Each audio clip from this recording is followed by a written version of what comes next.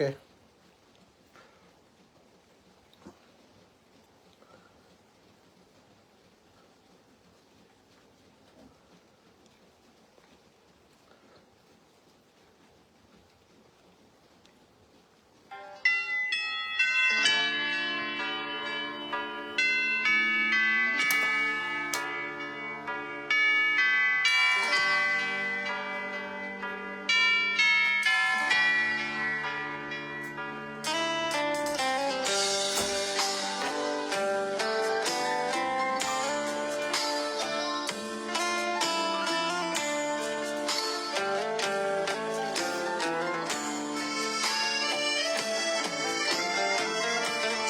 ชวนทุกท่านเข้าวัดเข้าวา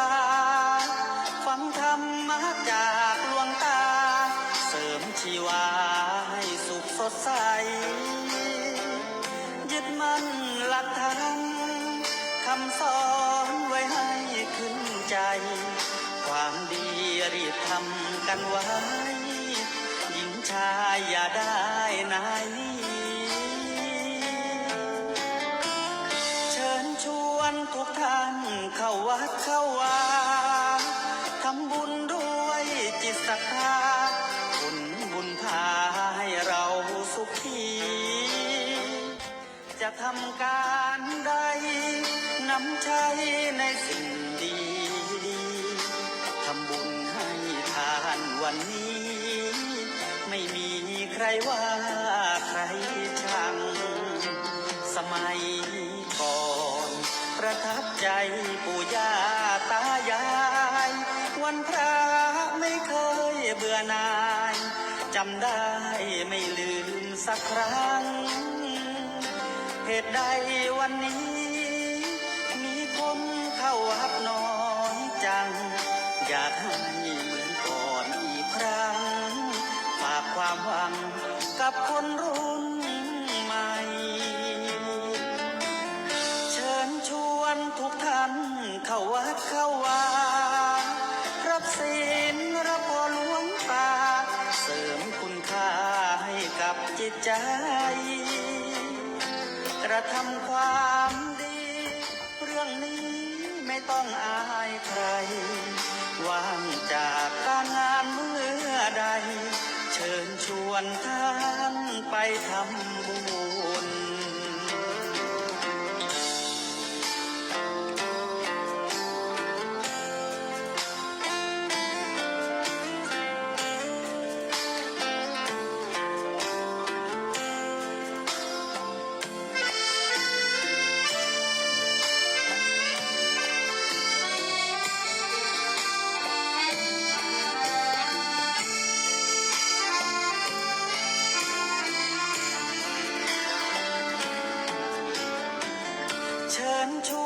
ทุกท่านเข้าวัดเข้าวารับศีลรับพรหลวงตาเสริมคุณค่าให้กับจิตใจ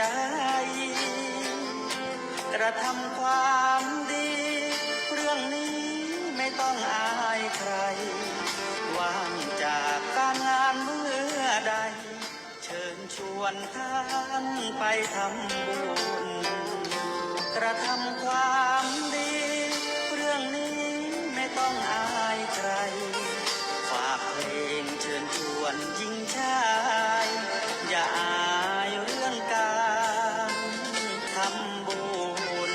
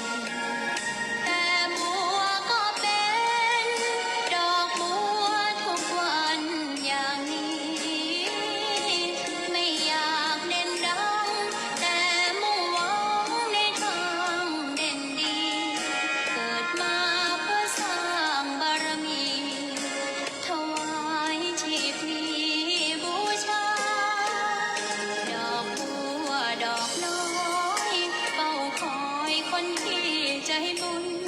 มาโอบเอื้อเกื้อกูลรู้ค่าของบุญเก็บบัวขึ้นมาเพื่อสร้างความดีและเสริมบารมีดังว่าใช้ดอกบัวนี้บูชาพระสัมมาสัมพุทธเขา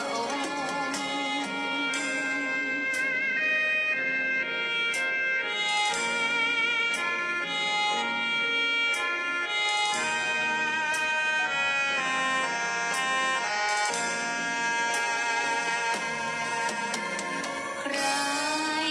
ไม่มองว่าบัวงามเด่นแต่บัวก็เป็นดอกบัวทุกวันอย่างนี้ไม่อยากเด่นดังแต่มุ่งหวังในทางเด่นดีเกิดมาเพื่อสร้างบารมี ถวายชีพนี้บูชาดอกบัวดอกน้อยเฝ้าคอยคนที่ใจบุญมาโอ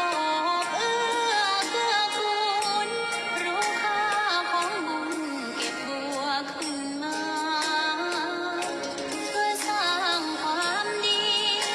และเสริมบารมีดังว่าใช้ดอกบัวนี้บูชาพระสัมมาสัมพุทธเจ้า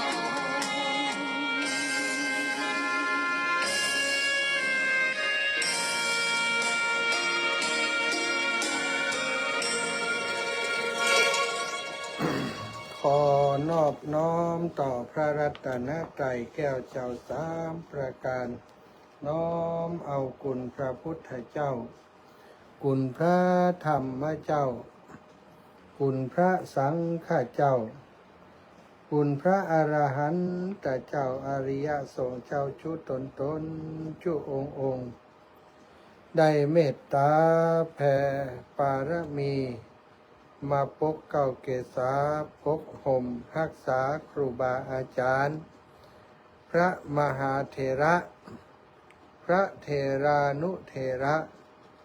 เพื่อนสหธรรมิกสหพรหมจารีทุกรูปทุกองค์ปกห่มรักษาศรัทธาสาธุชนคนดี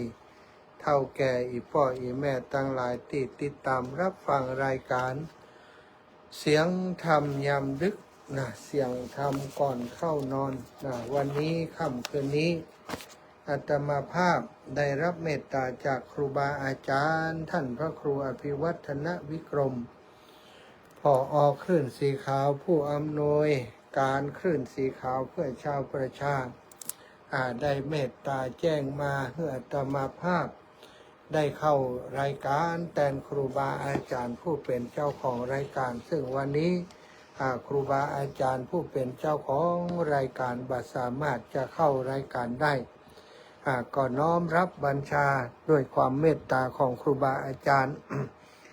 ได้รับหน้าที่จัดรายการแทนรายงานตัวหลังจากติตวานี้เนาะศรัทธาญาติโยมได้หนีรายการไปเนื่องจากว่าตะวานี้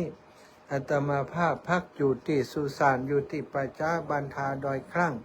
ตอนหัวค่ำฝนตกตอนกลางคืนฝนหยุดแล้วเนาะจัดรายการอยู่แมงเม่าแมงไม้มาหาเป็นริมเป็นลำศรัทธาญาติโยมกึดจะจัดรายการกึดบรรลุเพราะว่าแมงเข้ามาหานักขนาดมันมีแสงน้อยๆเตี่ยตมาใจสำหรับส่องสว่างนั่งอยู่ในกรดหันเนาะปรากฏว่าแมงเข้ามาลุมล้อมเต็มกรดไปหมดบ่สามารถจะจัดรายการอย่างสงบสุขได้แมงเข้ามากวนตึงเข้ามาไต่ตามเนื้อตามตัวบินว่อนไปหมดอีปอยอีแม่ทั้งหลายก็เลยจำเป็นต้องโทรไปคืนรายการไปแจ้งให้กับน้องเจเจได้หาครูบาอาจารย์รูปอื่นจัดรายการแทนซึ่งก็ได้รับเมตตาจากท่านสามเณรเอาลักษณ์ปัญโยนันท์แต่คืนนี้ก็เข้ารายการแทนอาตมาภาพขอสุมาอภัยกับศรัทธาญาติโยม หลายท่านหลายคนที่พยายามโทรมาติดต่อโทรมาสอบถามว่าท่านอาจารย์บัสบายก็เป็นอายังก็ถึงบัได้เข้ารายการจริงๆก็อาพาธเกิดจากเรื่องของการกล้ามเนื้ออักเสบบริเวณไหล่ข้างขวาตอนนี้ก็กำลังรักษาเยียวยาอยู่โดยหลายๆวิธีสาเหตุก็คงจะเกิดจากที่อาตมาภาพเดินธุดงค์ในช่วงนี้บางช่วงได้เดินยาวเป็นเวลาเกือบ2-3 ชั่วโมงเนาะแล้วก็ไล่บ่ามันบ่ได้พักสบายของตลอดก็ทำให้เกิดอาการปวดแล้วก็อักเสบขึ้นมาหลังจากที่ไปเข้าปริวาสที่วัดปางพึ่งที่อำเภอฝางกลับมาก็เกิดอาการที่เป็นอยู่ในขณะนี้ก็ได้ไปรักษาหมอทั้งหมอที่รักษาโดยยาก็ไปหาแล้วก็สุดท้ายรู้สึกว่ามันเป็นเรื่องเส้นเรื่องเอ็นก็ไปหาหมอที่เปิ่นจับเส้นจับเอ็นก็รู้สึกว่าผ่อนคลายแล้วก็ดีขึ้นมาพอไปสปายของแหมก็เกิดอักเสบแล้วก็นักขึ้นมาแหมวันนี้ก็เลยได้ไปหาหมออีกที่หนึ่งที่เปิ่นเป็นหมอคนสายตาพิการหรือว่าคนตาบอดเนาะเปิ่นมีความชำนาญในการติดดึงเส้นที่มันติดมันยึดตามแคปตามอย่างที่เปิ่นวาดเส้นสะบักจมศรัทธาญาติโยมเปิ่นก็เนี่ยทำให้ก็รู้สึกดีขึ้นมาเนาะแต่ก็ยังคงต้องดูแลร่างกายต่อไปบัดสบายของนักแล้ว ถ้าสบายของนักก็จะได้เกิดอาการบาดเจ็บมาแหมศรัทธาญาติโยมวันนี้มาแทนครูบาอาจารย์ค่ำคืนก่อนก็ได้เตรียมเรื่องราวเกี่ยวกับพุทธวิธีคลายเครียดว่าจะเอามามาจากมาสนทนากับศรัทธาญาติโยมโลกในยุคสมัยนี้มีเรื่องราวต่างๆที่ทำให้เราทั้งหลายศรัทธาญาติโยมตลอดถึงคนที่อยู่ในโลกของเราเกิดความเครียดความกังวลความบ่สบายใจหลายอย่างหลายประการก็แต่คืนนี้ได้เตรียมเรื่องราวเกี่ยวกับพุทธวิธีคลายเครียดว่าจะมากับศรัทธาญาติโยมแต่ปรากฏว่าเหตุการณ์เป็นดังที่กล่าวไปเลยบ่ได้เข้ารายการสักคำก็ยกยอดมาเป็นวันนี้เนาะศรัทธาวันนี้มาแทนครูบาอาจารย์ก็จะทำหน้าที่ปฏิบัติหน้าที่แทนครูบาอาจารย์นำสารธรรมในช่วงค่ำยามดึกนี้มาฝากมาแบ่งมาปันในหัวข้อว่าพุทธวิธีคลายเครียดศรัทธาญาติโยมลองติดตามรับฟังดูอาจจะเป็นสาระอาจจะเป็นประโยชน์เป็นข้อคิดสกิดเตือนใจศรัทธาท่านเจ้าทั้งหลายที่มีความเครียดอยู่อาจจะได้หาวิธีคลายเครียดได้ถูกต้องกับเหตุที่ทำให้เราเครียดเนาะได้ความเครียดนั้นเพิ่นบอกว่าเป็นเสมือนกับไฟที่มันสุมขอนที่คลุกกลุ่นอยู่ภายในความเครียดโดยรวมแล้วก็เกิดจากการที่เราสะสมอารมณ์ร้ายต่างๆสะสมไว้ทีละนิดบางครั้งอาจจะบ่รู้ตัวความเครียดเกิดขึ้นได้กับคนทุกเพศทุกวัยตั้งแต่เด็กเล็กหนุ่มสาวผู้ใหญ่กระทั่งวัยชราความเครียดนั้นมักจะทำลายทั้งร่างกายและจิตใจของเราซึ่งความเครียดทั้งหลายสามารถเยียวยาได้เพราะว่ามันมีที่มาที่ไปเหมือนกันมันบ่ได้เกิดขึ้นลอยๆส่วนใหญ่ก็เกิดขึ้นจากอารมณ์และอารมณ์ก็เกิดขึ้นจากความคิดของเราความเครียดเป็นโรคร้ายความเครียดเป็นภัยมืดที่ซ่อนตัวอยู่ใกล้กับตัวเราความเครียดเป็นเหมือนกับโจรที่คอยปล้นความสุขของชีวิตความเครียดเป็นเหมือนกับตะกอนชีวิตที่เราสะสมไว้ทีละนิดทีละน้อยโดยที่บ่รู้ตัวจนกระทั่งหนักขึ้นปรากฏขึ้นมาเป็นสนิมกัดก่อนในใจในจิตในใจในอารมณ์ของเราที่ค่อยๆกัดก่อนทำลายความรู้สึกดีๆของชีวิตกว่าจะรู้ตัวก็สายเกินไปเห็นแล้วเครียดไปแล้วโกรธไปแล้ว บัดสบายใจไปแล้วอย่างนี้เนาะสถานชีวิตของคนเฮามีหลายอย่างที่ทำให้เครียดแต่ความเครียดแก้ได้ถ้าหากเขาตั้งใจจะแก้ไขคนบางคนมีนิสัยชอบเครียดเพราะเขาเริ่มต้นโดยความเครียดอยู่ทุกวันทักทายคนอื่นด้วยการจับผิดคนอื่นนอกจากตนเองจะเครียดแล้วก็ยังทำให้คนอื่นเตะหันหน้าเฮาแล้วหน้านิ้วคิ้วขมวดมีความเครียดอยู่ตลอดเวลาหันแล้วก็เครียดตามไปด้วยคนบางคนเริ่มต้นชีวิตในบ้านอยู่ในบ้านโดยการที่อู้จาบอกข่อยม่วนอู้ห้วนกับลูกกับเมียกับคนในครอบครัวมึงฮาบาอีอู้คำหยาบกับคนในครอบครัวกล่าวคำหยาบกล่าวคำโกหกอู้เสียงดังจนกระทั่งคนในครอบครัวนั้นบ่อยากจะฟังบ่สนใจฟังพอเปิ่นบ่ฟังก็เดียดบ่ม่วนเนี่ยสถานพอบ่ม่วนก็ออกไปข้างนอกบ้านไปไกลๆไปกินเหล้ากินยาเพื่อจะคลายความเครียดนี่ก็เป็นสาเหตุแห่งความเครียดบางคนเริ่มต้นโดยการทำสิ่งต่างๆแม้กระทั่งการคบเพื่อนฝูงต่างๆโดยการปะใส่คนนั้นก็อู้เรื่องคนนี้ปะใส่คนนี้ก็อู้เรื่องคนนั้นเรียกว่าเป็นผู้ติหุมหรือว่าชอบในการนินทาผู้อื่นเป็นกิจวัตรบ่มีมิตรภาพที่ดีกับไผมักจะเป็นคนที่ชอบยกตนชมท่านมักจะทำตัวให้เด่นกว่าคนอื่นบางคนก็เริ่มต้นในชีวิตแต่ละวันด้วยอารมณ์ที่มักจะจ้องจับผิดชีวิตของเขาจึงเต็มไปด้วยความคิดที่บ่ค่อยดีที่เขาเรียกว่าขยะของความคิดขยะของสมองซึ่งสิ่งเหล่านี้เป็นสาเหตุหรือว่าเป็นต้นเหตุเป็นเชื้อแห่งความเครียดทั้งหลายการเยียวยาความเครียดก็ต้องกลับมาดูติอารมณ์ศรัทธาญาติโยมอันเป็นอาการของความคิดโรคภัยไข้เจ็บทางกายเกิดจากสิ่งที่เฮากินเข้าไปเฮากินไอ้ยังเข้าไปหนอศรัทธากินเหล้ากินยาเข้าไปทำให้เกิดโรคตับกาโรคนั้นโรคนี้สูบบุหรี่เข้าไปเป็นโรคปอดกาโรคนั้นโรคนี้เกิดขึ้นมาอาหารที่เฮากินหวานเกินไปเค็มเกินไปเผ็ดเกินไปนี่ทำให้โรคกระเพาะก็ดีโรคไตก็ดีเกิดขึ้นสิ่งที่เฮากินมีส่วนทำให้เกิดโรคภัยไข้เจ็บต่างๆทางร่างกาย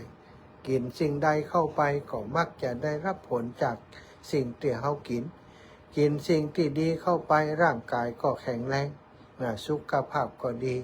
มีกำลังวังชาดีแต่ถ้าดื่มถ้ากินของที่บ่มีประโยชน์เป็นโทษแก่ร่างกายสิ่งมึนเมาก็ต่างๆสิ่งที่เป็นโทษหรือว่าโรคภัยไข้เจ็บก็จะเกิดขึ้นเป็นโทษต่อร่างกายทันทีบางทีการสะสมสิ่งต่างๆไว้สถาเป็นโทษในภายหลังแม้จิตใจของเฮาก็เช่นเดียวกันอารมณ์ร้ายที่สะสมทีละนิดวันละหน่อยจะทำให้เฮารู้สึกเครียดได้เพราะฉะนั้นจึงต้องหาสาเหตุว่าความเครียดเกิดขึ้นจากอะไรอย่างความเครียดเกิดขึ้นจากอะไรอย่างและ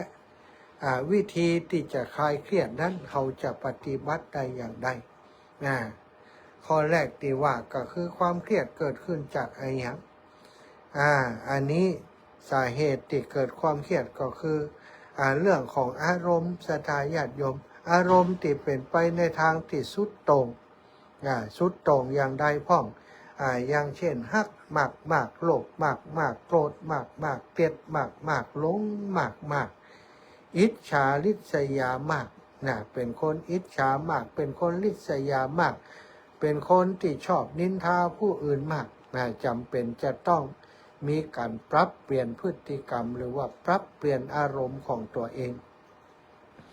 คือเมื่อเฮารู้สึกรักมากเกินไปก็ต้องปรับระดับความฮักเธอลงมาพอดีถึงแม้บางทีความฮักลูกฮักหลานฮักสัตว์เลี้ยงทำให้เฮาบางทีฮักปนจนป้นหลงฮักนักเกินไปห ห่วงนักเกินไปก็ทำให้เฮาเครียดได้เพราะเมื่อรักมากก็ห่วงมากซะท่าเมื่อฮักสิ่งใดก็จะห่วงสิ่งนั้นเมื่อห่วงมากเข้าก็จะหลงไหลเมื่อหลงไหลมากเข้าผลก็จะบ่เพียงพอที่จะมีอารมณ์ปกป้องแม้หันว่าพิษก็ยังเข้าข้างพิษเนี่ยบางคนนี่โอ้ฮักมากเกินไปลูกหลานทำพิษกะของที่เฮาฮักนี่ทำพิษกะคนที่เขาฮักทำพิษกะก็เข้าข้างเขาที่พิษอยู่อย่างนั้นความรู้สึกอย่างนี้บ่ใจทำให้เฮาคนเดียวเครียดแต่จะทำให้คนอื่นๆเกิดความเครียดตามไปตัวอารมณ์โลภโกรธเกลียดอิจฉาริษยาก็มีลักษณะบัดแตกต่างกันซะท่าเป็นสาเหตุแห่งความเครียดต่างๆที่เกิดขึ้นในจิตในใจของเฮาสองความเครียดเครียดเพราะความคิดที่เป็นพิษเช่นคิดว่าตนเนี่ยโอ้ถูกใส่ร้ายคิดว่าตนเองถูกกันแกล้งคิดว่าตนเองทำอะไรอย่างก็บ่สมหวังมีคนคอยกันแกล้งตลอดเวลาคิดว่าเฮาตัวเฮาเองนั้นต้องเอาชนะคนนั้นให้ได้เฮาแพ้บ่ได้เนี่ยความคิดเช่นนี้จะทำให้เฮามีปมด้อยในชีวิต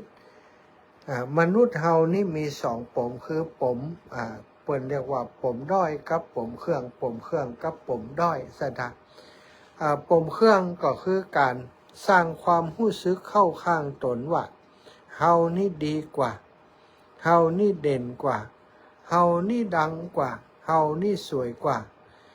มีความรู้ความสามารถมากกว่าส่วนปมด้อยก็จะมีในติดตรงกันข้ามนะมีความรู้สึกว่าโอ้เฮานี่แย่กว่าเขาเฮาบ่ดีเต่าเปิ่นเฮาบ่เด่นจังเปิ่นเฮาบ่ดังอย่างเปิ่นเฮาขี้เหร่นี่ความคิดติดตรงกันข้ามนี้เรียกว่าปมด้อยก็จะมีในตรงกันข้ามกับปมเด่นทั้งสองปมนี้สถานจะทำให้มนุษย์เฮามีความเครียดเรียกว่าถูกโลกกระทำอำพรางความจริงก็คือถูกนินทาสรรเสริญสุขทุกข์ครอบงำกระทั่งบ่ได้สติเมื่อถูกนินทาก็โกรธก็เกลียดเมื่อสรรเสริญก็ลุ่มหลงยินดีชอบใจ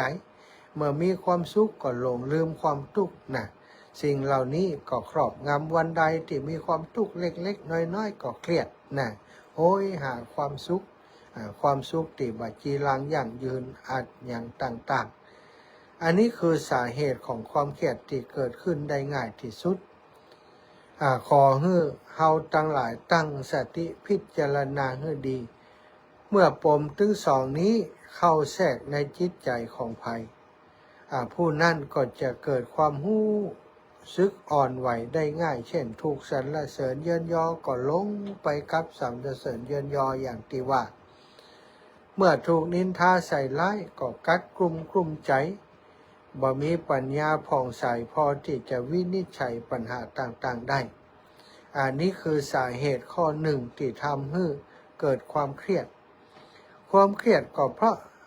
ต่อมาความเครียดที่เกิดขึ้นจากเรื่องปากเรื่องท้องเรื่องการงานเรื่องอาชีพซึ่งเป็นเรื่องปกติของคนเฮาทั้งหลายสถานเพราะมนุษย์ทุกชาติทุกภาษาล้วนมีปัญหาเดียวกันคือเรื่องปากเรื่องท้องอันนี้เป็นเรื่องนักเรื่องใหญ่อยู่ความเป็นอยู่ต่างๆคนที่บ่มีกินก็ทุกข์เพราะว่าบ่มีกินบ่ฮู้ว่าวันพรุ่งนี้จะไปหาอาหารที่ไหนมาใส่ท้องบ่ฮู้ว่าพรุ่งนี้จะนอนที่ใดเป็นคนมีกินแล้วมีที่อยู่ปลอดภัยแล้วก็ยังกังวลเป็นทุกข์เพราะกลัวว่ากลัวเปิ่นจะมาป่นมาจี้มาชกจริงวิ่งราวมาเอารัดเอาเปรียบมาขโมยเอาไปสุดท้ายก็ทำให้เกิดเรื่องการต่อสู้แย่งชิงป้องกันต่างๆเกิดความกลัวเกิดความเครียดขึ้นทั้งทางทิฏฐิก็คือความคิดเห็นที่แตกต่างกันทั้งทางสมบัติยศทรัพย์เรื่องเหล่านี้ทำให้คนเฮาแม้คนที่นอนในคฤหาสน์หลังใหญ่หลังโต ก็ยังรู้สึกกัดกลุ่มรุ่มร้อน แม้จะนั่งรถหรูมีคนคุ้มกันรอบด้านก็ยังบ่รู้สึกถึงความปลอดภัยกลายเป็นคนที่มีความรู้สึกว่าตนมีปมในชีวิตตลอดเวลาอันนี้แหละศรัทธาญาติโยมคือสาเหตุหลักของความเครียดคนที่มีอยู่มีกินแล้วแต่ต้องมานั่งเครียดเพราะทิฏฐิมานะการต่อสู้ตามความคิดก็มีนักมีหลายในเรื่องปากเรื่องต้องนั้นอย่างพระบาทสมเด็จพระเจ้าอยู่หัวรัชกาลที่9ที่พระองค์สวรรคตไปแล้วนั้นทรงแนะนำให้แก้ปัญหาปากท้องโดยการปลูกกินเรียกว่าเศรษฐกิจพอเพียงปลูกทุกอย่างที่กินกินทุกอย่างที่ปลูกให้ได้เหี่ยก่อนนั่นก็คือสิ่งเหล่านี้จะยุติปัญหาเรื่องของการกินไปได้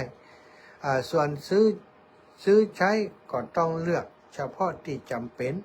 การปลูกกินทำกินมีผลที่ดีต่อชีวิตเราคือทำให้บ่ต้องกินของที่มีพิษของที่เปิ่นปลูกเอามาขายให้เราศรัทธาญาติโยมเป็นผักไม้ไส้เคียแม้กระทั่งผลไม้อย่างต่างๆตามตลาดห้างละเปิ่นบอกว่าล้างดีๆเนอะอีนะ ทำไมเปิ่นถึงบอกว่าต้องล้างต้องทำความสะอาดดีๆก่อนจะเอามากินก่อนจะเอามาบริโภคก็เพราะว่าของส่วนใหญ่นั้นเวลาปลูกเวลาทำเยอะๆมันมีปัญหาเรื่องแมลงศัตรูพืชมารบกวนก้าอย่างต่างๆกันต้องมีการฉีดยามีการป้องกันถ้าบ่อันนี้ปัญหาจะเกิดขึ้นกับคนที่เอามาบริโภคถ้าบ่ฉีดยาถ้าบ่ป้องกันไว้แมงก็มากินทำให้พืชพันธุ์ผลผลิตเสียหายแต่พอฉีดยาไปแล้วมันก็ต้องไปโตค้างที่พืชพักผลไม้ต่างๆการที่เราปลูกกินเองอย่างต่างๆนี่อย่างหนึ่งอย่างที่หนึ่งมันทำให้เราลดทอนในการใช้จ่ายของการไปเสาะซื้อหาสองเป็นการที่ได้กินของที่มันบ่มีพิษมีภัยบ่มียาบ่มีสารอย่างต่างๆสุขภาพของเราก็จะได้ดีอันนี้คือสิ่งที่ในหลวงท่านประทานให้เราพระองค์ทรงสอนบ่ให้เราไปรับจ้างเพื่อจะซื้อกินนั่นก็คือทรงแก้โดยเศรษฐกิจพอเพียงคือดำเนินชีวิตวิถีชีวิตอย่างเรียบง่ายผลดีก็คือทำให้ชีวิตของเรามีอยู่มีกินติดดินปลูกด้วยตัวเองกินด้วยตัวเองกินทุกอย่างที่ปลูกทุกอย่างที่กินก็ทำให้หลายๆคนที่ทำเศรษฐกิจพอเพียงตามทฤษฎีที่ในหลวงประทานให้ประสบความสำเร็จก่อนนักแล้วทุกคนที่สามารถทำได้นั้นก็มักจะมีความสุขความสุขในการใช้ชีวิตด้วยเศรษฐกิจพอเพียงศรัทธาอีปออีแบบต่างหลายปกติร่างกายของมนุษย์ของคนเฮานี้เกิดจากธาตุสี่ก็คือธาตุดินธาตุน้ำธาตุลมธาตุไฟเฮาสัมผัสกับดินน้ำลมไฟไออุ่นอยู่ตลอดเวลาร่างกายก็จะแข็งแรงความเครียดก็จะถูกธรรมชาติเหล่านี้ดูดซึมหรือว่าบำบัดไปบ่ปล่อยให้เป็นสารตกค้างทางอารมณ์เช่นถูกท่านอยู่กับเช่นเฮาถูกโลกกับทะเลภูเขาดอกไม้ต่างๆเฮาไปอยู่ในสถานที่แห่งนั้นอาจจะมีความเครียดมาพอได้เข้าไปป่าเข้าไปในทะเลในภูเขาก็ได้หันดอกไม้ต่างๆก็ทำให้เฮาลืมความเครียดไปความเครียดสลายลงไปก็แปลว่าถ้าเฮาบ่อยากเครียดก็ต้องเป็นคนติดดินอย่าทิ้งดินเพราะของดีอยู่ที่ดินเมื่อติดดินจึงจะได้พบกับของดีส่วนพวกที่เครียดก็เพราะคิดมากนั้นจะต้องหายาพิเศษรักษานั่นก็คือปรับดุลยภาพระหว่างความคิดและอารมณ์ให้สามารถไปกันได้บ่ปล่อยให้อารมณ์มีอำนาจข่มเหงจิตใจมีอำนาจมากกว่าความคิดและจิตใจซะ หรือว่าปล่อยใจให้เหี่ยวแห้งหมดกำลังอันนี้ก็จะทำให้เราท้อแท้ถดถอยเกิดความเครียดขึ้นติ๊กคนที่อยู่กับธรรมชาติจะแก้ไขกับเรื่องของความเครียดได้ดีที่สุดสถานถ้าเขาเครียดไปอยู่กับสิ่งที่ปรุงแต่งสิ่งที่บ่เป็นธรรมชาติหลายๆคนเกิดความเครียดวิ่งเข้าครับเข้าบาร์ไปหาสังคมต่างนอกไปทำสิ่งที่บดีนะไปกินเหล้าเมายาไปอย่างสัมมาเลเทเมาสุดท้ายนึกว่าจะหายเครียดพอออกจากสถานที่แห่งนั้นมาก็เครียดกว่าเก่าอันนี้คือไปแก้ไขผิดทางแต่ตรงกันข้ามคนที่เปิ่นหู้จักนะอย่างที่ว่าแต่กี่คนติดดินเข้าใจธรรมชาติเวลาเกิดคิดหนักมากเกิดความเครียดผู้ซึกบ่สบายใจบ่สบายอารมณ์หาโอกาสหาเวลาเข้าไปแอวในแพะในป่าดูต้นไม้ดูธรรมชาติ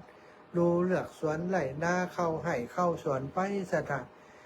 ธรรมชาติจะบำบัดได้เป็นอย่างดีได้หันต้นไม้ใบหญ้าหันพืชพันธุ์โดยเฉพาะไปหันพืชพันธุ์ธัญญาหารที่เฮาปลูกเองปลูกพริกก็ดีบะเขือก็ดีข่าจะใครแปะกระทั่งพักเลื้อยต่างๆไม้เลื้อยต่างๆขึ้นตามกิ่งตามก้างได้หันแล้วก็ชื่นใจลืมเรื่องที่คิดลืมเรื่องที่เครียดไปเลยก็มีหลายๆคนนี่สามารถเอาธรรมชาติมาบำบัดจิตใจหรือว่าความเครียดของตัวเองได้โดยธรรมชาติแบบนี้แม้กระทั่งพระพุทธเจ้าเองศรัทธาญาติโยมอีปออีแม่ลองดูชีวิตของพระพุทธองค์ประสูติกับดินตรัสรู้กับดินแม้กระทั่งการสั่งสอนศาสนาอยู่กับดินใต้ต้นไม้อยู่กับดินกับทรายบ่มีอาคารสถานที่ที่หรูหราอย่างต่างๆให้พระพุทธองค์ได้ประทับสั่งสอนสานุสิษย์หรือว่าสั่งสอนสาวกทั้งหลาย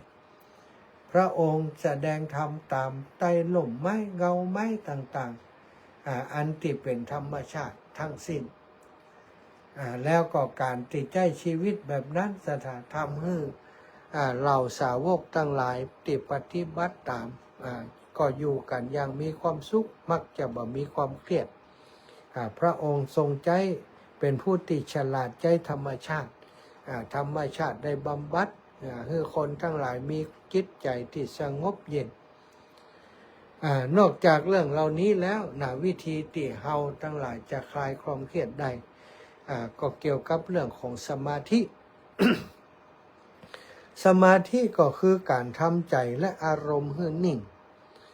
ใจของมนุษย์คนเฮาเป็นเหมือนกับแก้วส่วนอารมณ์เหมือนกับน้ำแก้วกับน้ำสถานใจที่ว้าวุ่นก็เหมือนกับแก้วน้ำที่ถูกเขย่าอารมณ์ที่ขุ่นมัวก็เหมือนกับน้ำสกปรกเฮาต้องทำใจให้นิ่งเพื่อจะให้อารมณ์ตกตะกอนเหมือนวางแก้วให้นิ่งเพื่อจะให้น้ำในแก้วนิ่งแล้วก็ตกตะกอนเมื่ออารมณ์ขุ่นที่มันมีอยู่มันตกตะกอนเฮาก็จะหันระดับของความใสของน้ำเริ่มตั้งแต่ขอบปากแก้วลงมาจนถึงก้นแก้วว่าแตกต่างกันเมื่อใสก็จะมองหันตะกอนที่หยาบและละเอียดปัญหาต่างๆที่เฮาแก้บ่ได้มองบ่หันเมื่อใจนิ่งอารมณ์เย็นก็จะเปิดออกมาเพื่อเฮาหันปมหรือว่าเรื่องที่น่าคิดว่าคนบ่เคยทำสมาธิเลยพอวันหนึ่งหัดนั่งตั้งตัวตรงทำใจให้สบายหายใจลึกๆเพียงบ่กี่นาที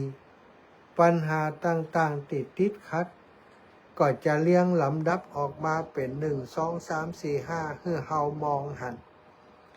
ว่าสิ่งไหนทับซ้อนสิ่งไหนอยู่แล้วก็เฮาก็ค่อยๆแก้ปัญหาตามลำดับอย่างง่ายได้ด้วยอาศัยสมาธิเมื่อจิตเฮานิ่งศรัทธาญาติโยมโดยการทำของร่างกายเฮาดั่งสมาธิทำจิตให้นิ่งทำใจให้ คืออยู่ในอารมณ์ปัจจุบันบ่ส่งไปออกนอกตัวบ่ส่งไปหาอดีตบ่ส่งไปหาอนาคตบ่กังวล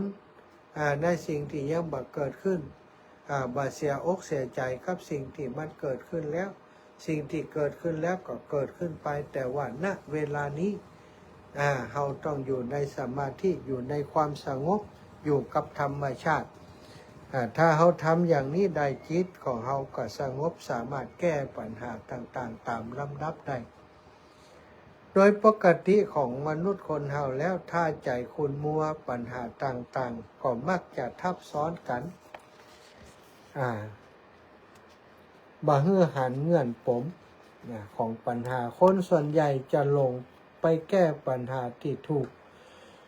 ปัญหาหญ้าปากขอกทับเอาไว้ไปแก้ปัญหาที่ยังบ่เป็นปัญหายิ่งแก้ก็ยิ่งเครียดนะเพราะแก้บ่ได้แก้ปัญหานี้ก็ต้องกลับไปเกิดปัญหาใหม่แก้ปัญหานี้ปัญหาใหม่ก็เกิดปัญหาใหม่ก็เครียดใหม่บ่มีที่สิ้นสุดอย่างนี้ทางที่ดี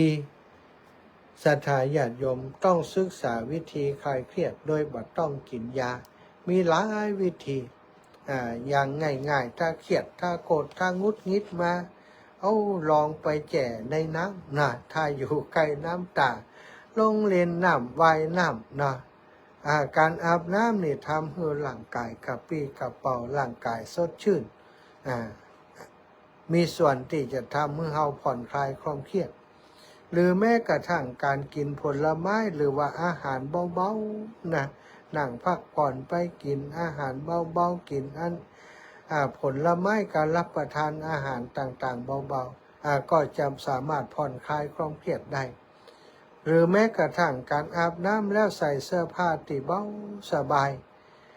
นั่งในพื้นที่ที่มันผ่อนคลายนั่งสบายในห้องพระก็ดีตามปื้นต้นไม้ก็ดีกำหนดดูที่ลมหายใจของตัวเก่านั่งในสถานที่ที่มันแบบพลุกพล่านระเบียงบ้านก็ได้ใต้ต้นไม้ใหญ่ก็ได้ตามความเหมาะสมแล้วกำหนดดูลมหายใจเข้าออกลมหายใจเข้าก็ฮือฮู้เข้าลึกก็ฮู้ว่ามันจิตลมหายใจด้วยลมหายใจไปลึกๆเข้าก็หูออกหายใจออกยาวๆหายใจออกยาวก็หูติดต่อกันตลอดเวลาประมาณสัก30 นาทีถ้าสามารถทำได้อารมณ์ต่างๆที่เกิดขึ้นก็จะตกตะกอนแล้วก็จะมองหันปัญหาเป็นลำดับขั้นตั้งแต่ปัญหาที่ยากที่สุดจนถึงปัญหาที่ง่ายที่สุดวางเรียงลำดับไว้คือเฮาพูดไปก็เป็นสิ่งที่เหลือเชื่อศรัทธาแต่ทุกคนจะพบความจริงอย่างเดียวกันเพราะนี่คือวิธีธรรมชาติที่สุดจิตกับอารมณ์ก็บัดต่างอย่างจากแก้วน้ำต้องนิ่งจึงจะมองหันปมของปัญหาและก็วิธีที่จะคลายเครียดความเครียดที่จะเกิดจากปัญหานั้นแล้วก็อีกวิธีหนึ่งการกำจัดความเครียดด้วยปัญญาเนี่ยศรัทธาการกำจัดความเครียดด้วยปัญญาวิธีคลายเครียดแบบร่างกายแบบวิธีบำบัดเบื้องต้นที่ว่าตะกี้ก็เป็นส่วนหนึ่งแต่ว่ามันคือมันก็ยังมีโอกาสที่จะเกิดความเครียดขึ้นได้ถ้าออกจากสถานที่นั้นไปออกจากสมาธิไปก็อาจจะเครียดต่อก็ได้เหมือนกับลักษณะที่แก้ปัญหาที่ว่ามาเหมือนกับรับประทานยาบรรเทาปวดทายาคลายกล้ามเนื้อคลายปวดยังบ่ใช่การรักษาให้หายขาดแต่ธรรมของพระสัมมาสัมพุทธเจ้านั้นบ่ใช่ยาบรรเทาแต่หากเป็นยาที่กำจัดแบบเด็ดขาดในที่นี้จะได้นำเสนอวิธีง่ายๆให้ศรัทธาญาติโยมได้ฟังวิธีที่หนึ่งการแก้ปัญหาความเครียดด้วยปัญญาคือการภ ชิญกับความจริงความเครียดทั้งปวงเกิดจากความวิตกกังวลคนจะวิตกกังวลทุกอย่างเมื่อความจริงยังบ่ปรากฏเมื่อความจริงยังบ่ปรากฏเขาก็จะมักกังวลกับสิ่งที่จิตไปคิดถึงสิ่งนั้นๆก็จะเกิดความกังวลในสิ่งนั้นๆแต่ต่อเมื่อความจริงปรากฏแล้วปัญญาก็จะเกิดขึ้นเองยกตัวอย่างนักกีฬาสถาก่อนแข่งขันก็วิตกกังวลเกรงว่าจะก้านเปื่อนจังกว่ากังวลไปสะปะสะเปะแต่เมื่อการแข่งขันเริ่มขึ้นคณะอยู่ติการต่อสู้อยู่ติสนามเผชิญกับความจริงสติปัญญาก็จะแก้ไขปัญหาที่เกิดขึ้นนั่นเองแรงผลักดันในการต่อสู้การแก้ปัญหาก็จะตามมายิ่งกับคนที่ถูกที่ต้องดูแลคนป่วยนักสถานคนที่เป็นคนป่วยนักอยู่หากบ่มีกำลังใจพออาจจะยิ่งเครียดบ่มีตังออกวิตกกังวลไปสารพัดอย่างถ้าจิตใจบ่เข้มแข็งบ่กล้าเผชิญความจริงคนเฝ้าคนป่วย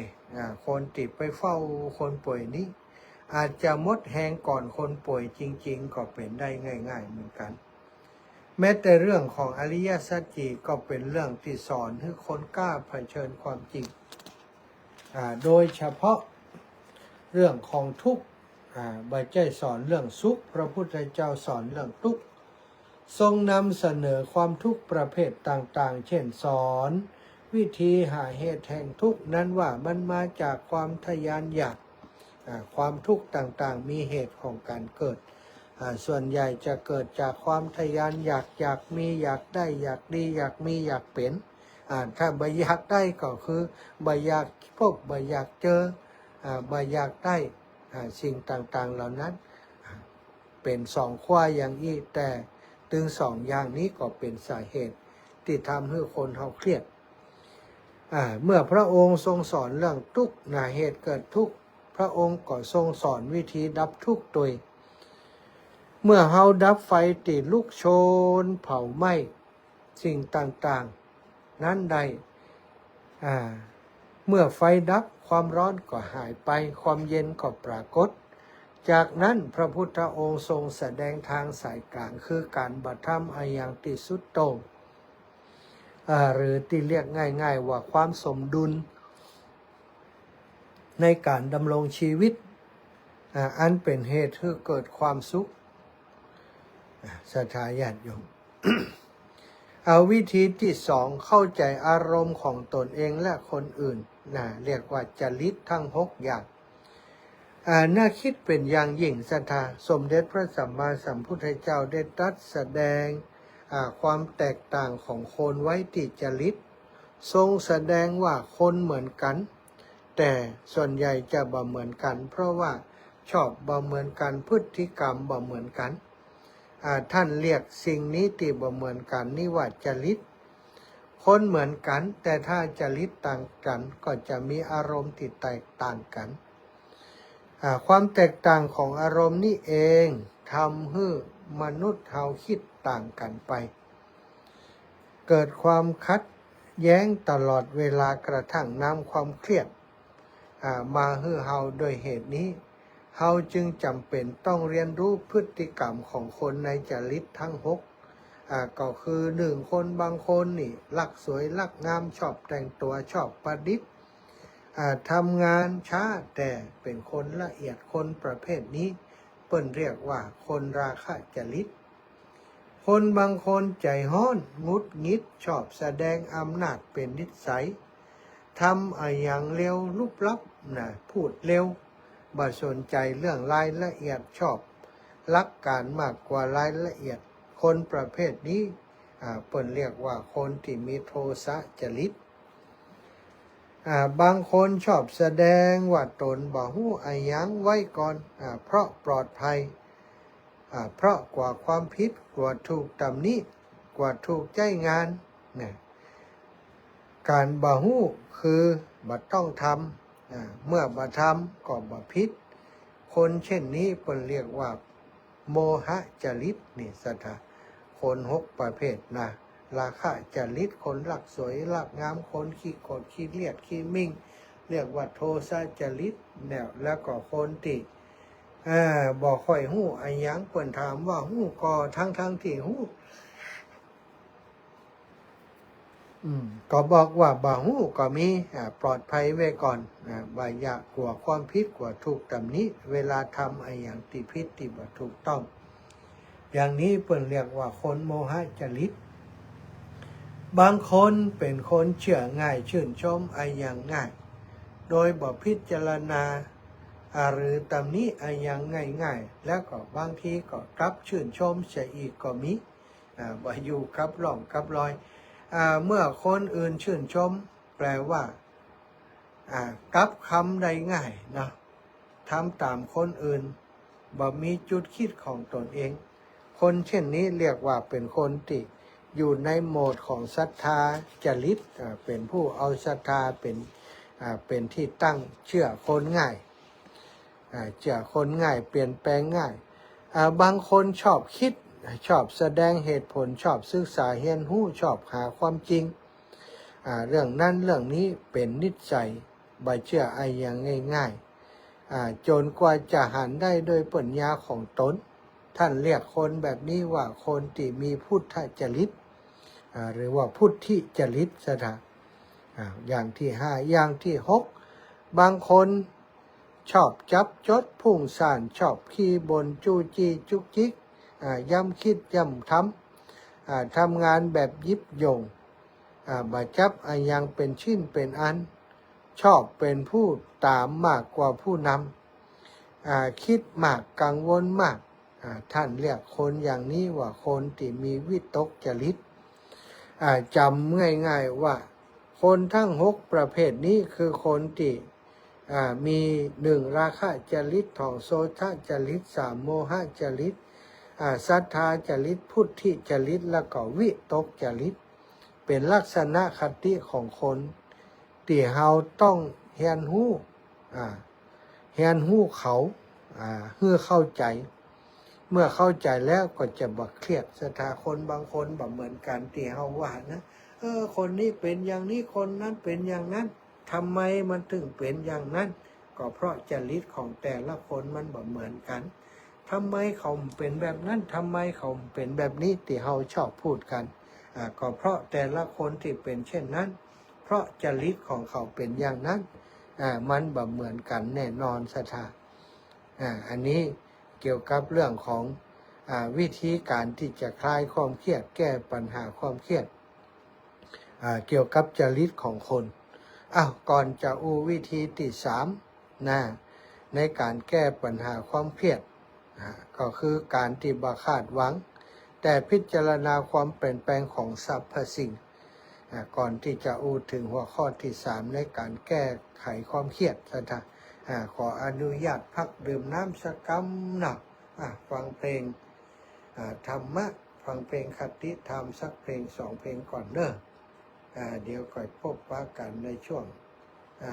วงต่อไปฟังเพลงธรรมะฟังเพลงธรรมะสักเพลงก่อนธรรมะเพื่อนใจเนอะสตา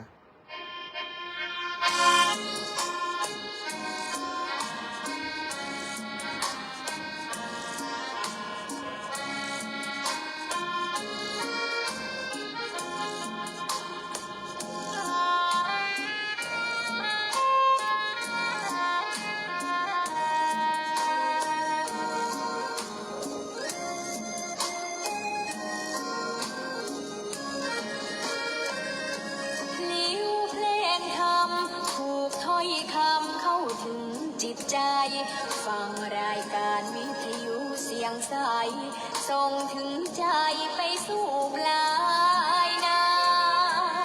สารธรรมน้อมนำเอาพระศาสดาบอกผู้คน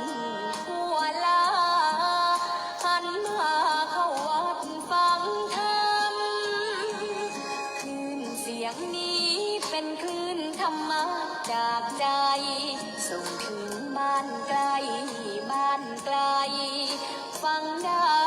สุขใจล้ำยามดึกดื่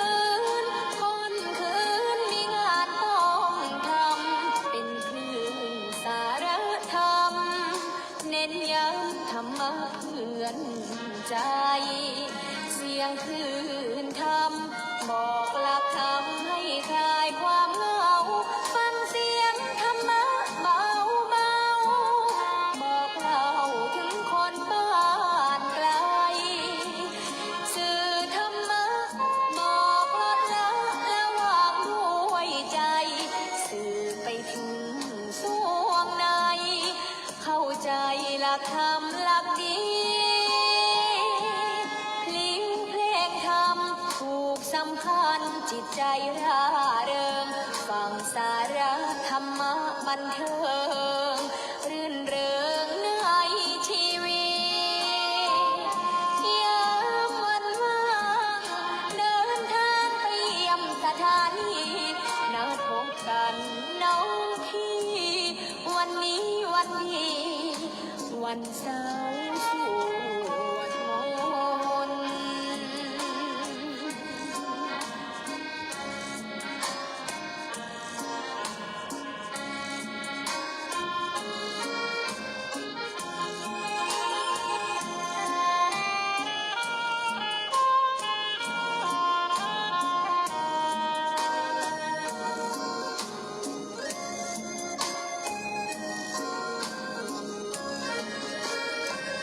เสียงคลื่นธรรมบอกหลักธรรมให้คลายความเหงาฟังเสียงธรรมะเบาเบาบอกเล่าถึงคนบ้านไกลสื่อธรรมะบอกลดละและวางด้วยใจสื่อไปถึงสวงในเข้าใจหลักธรรมหลักดีลิ้วเพลงธรรมถูกสัมพันธ์จิตใจร่าเริงฟังสาระธรรมะบันเทิงรื่นเริงในชีวิตยามวันว่างเดินทางไปเยี่ยมสถานีนัดพบกันน้องพี่วันนี้วันดีวันเสาร์สวดมนต์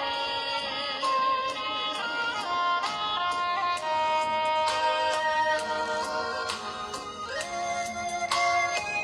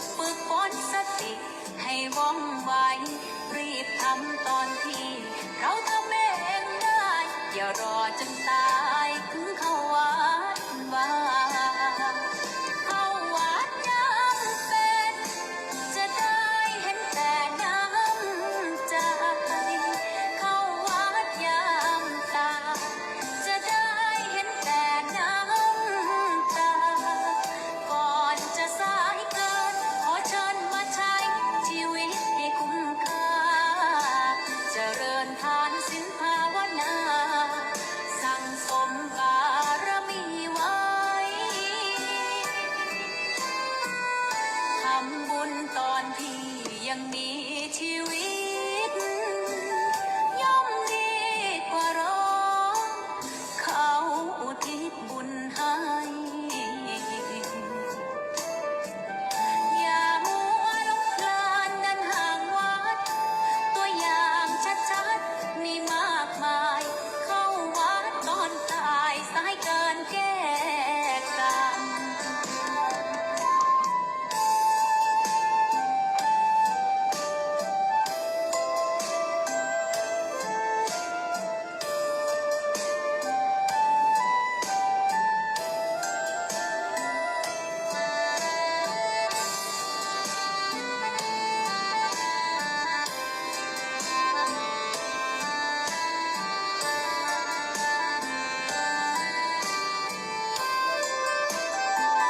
เข้าวัดยังเป็นจะได้เห็นแต่น้ำใจเข้าวัดยามตาจะได้เห็นแต่น้ำตาก่อนจะสายเกินขอเชิญมาใช้ชีวิตให้คุ้มค่าเจริญทานศีลภาวนาสั่งสมบารมีไว้ ทำบุญตอนที่ยังมีชีวิตย่อมดีกว่ารอเขาอุทิศบุญให้ อย่ามัวหลงเพลินเดินห่างวัดตัวอย่างชัดๆมีมากมาย เข้าวัดตอนตายสายเกินแก้กรรม เข้าวัดยามเป็นผลบุญหนุนนำเข้าวัดยามเป็นจะได้เห็นแต่น้ำใจ เข้าวัดยามตายจะได้เห็นแต่น้ำตา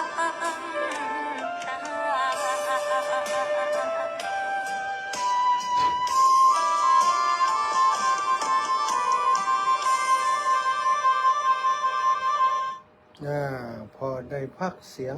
นะศรัทธาญาติโยมเป็นเพลงธรรมะเพลงธรรมะเพื่อนใจกับเข้าวัดยามเป็นดีกว่าเข้าวัดยามตายยามเป็นนี่เข้าไปมีประโยชน์ศรัทธายังได้ปฏิบัติคัดเก่าตนเอง แต่เข้าไปตอนตายก็คือบอกเรื่องอย่างแล้วเนาะ เปิ่นเอาไปทำพิธีประกอบพิธีทางศาสนาตามเหตุห้อยของชาวพุทธเท่านั้นคนที่จะได้ประโยชน์คือลูกคือหลานที่เอาไปทำบุญแต่ตัวเฮาติดตายไปแล้วนั้นบ่ได้ประโยชน์อย่างแล้วเปิ่นถึงบอกว่าเข้าวัดยามเป็นนั้นยังมีชีวิตอยู่ยังมีลมหายใจอยู่เป็นประโยชน์มีประโยชน์เข้าไปตอนตายนี่บ่มีประโยชน์สำหรับตัวเฮาแล้วอู้ถึงเรื่องความเครียดแล้วก็วิธีการแก้ไขปัญหาความเครียดเนาะผ่านไป 2-3 วิธีตั้งแต่วิธีนั่งสมาธิเข้าใจจริตของคนตั้งหลายและเข้าใจทำไมเขาเป็นอย่างนั้นอย่างนี้ก็เพราะจริตของคนเฮามันบ่เหมือนกันถ้าเฮาเข้าใจเขาก็จะได้ปฏิบัติเพื่อจะให้ตรงตามจริตของแต่ละคนแม้แต่กระทั่งจริตของเขาเองก็บ่เหมือนกับคนอื่นเขาอาจจะเป็นคนที่ชอบมีเหตุมีผลพุทธจริตบางทีหรือว่าอาจจะเป็นคนที่วิตกจริตก็ต้องแก้ไขความเครียดของเขาตามจริตของตัวเขาโดยวิธีอันแยบยลเนาะทีนี้มาวิธีที่3ด้วยการบังคับวางแต่พิจารณาความเปลี่ยนไปหรือว่าความเปลี่ยนแปลงของสรรพสิ่งตามความเป็นจริงของสิ่งนั้นความเครียดอย่างหนึ่งมักเกิดมีอย่างส่วนใหญ่ก็จะเกิดจากการที่เฮาคาดหวังหรือว่าความหวังเป็นธรรมดาที่มนุษย์ทำอย่างมักหวังผลตอบแทนตอบสนองเมื่อลงทุนอย่างลงไปก็หวังกำไรบ่มีไผหวังขาดทุนสักคนเนาะสะดา แม้ทำบุญก็ยังหวังผลบุญเมื่อหวังก็มีสมหวังและก็ผิดหวังสมเด็จพระสัมมาสัมพุทธเจ้าจึงทรงสอนให้ทุกคนรู้จักหลักของความจริง3 ข้อคือความเปลี่ยนแปลงความทนอยู่ในสภาพเดิมบ่ได้และความที่เฮาบ่อาจจะยื้อสิ่งใดๆไว้ในอำนาจได้ตลอดหรือที่ฮู้กันในวงการชาวพุทธเรียกว่ากฎไตรลักษณ์ไตรลักษณ์ก็3 อย่างลักษณะ3 อย่างที่เป็นเรื่องของธรรมชาติทุกอย่างจะอยู่ในกฎนี้ก็คือกฎของอนิจจังทุกขังอนัตตาอนิจจังนี้ก็คือความบดเตี่ยงบดเตี่ยงของสังขารของอารมณ์ของไอ้อย่างต่างๆบดเตี่ยงแล้วก็ทุกขังมันอยู่เมินบ่ได้ทนอยู่เมินบ่ได้อนัตตามันหาตัวตนบ่ได้จับต้องบ่ได้อันเป็นหลักการหรือว่าธรรมที่สมเด็จพระสัมมาสัมพุทธเจ้าทรงค้นพบว่าเป็นลักษณะที่ใจได้กับสรรพสิ่งในจักรวาลนี้ทั้งหมดของเราตั้งใจไว้ว่า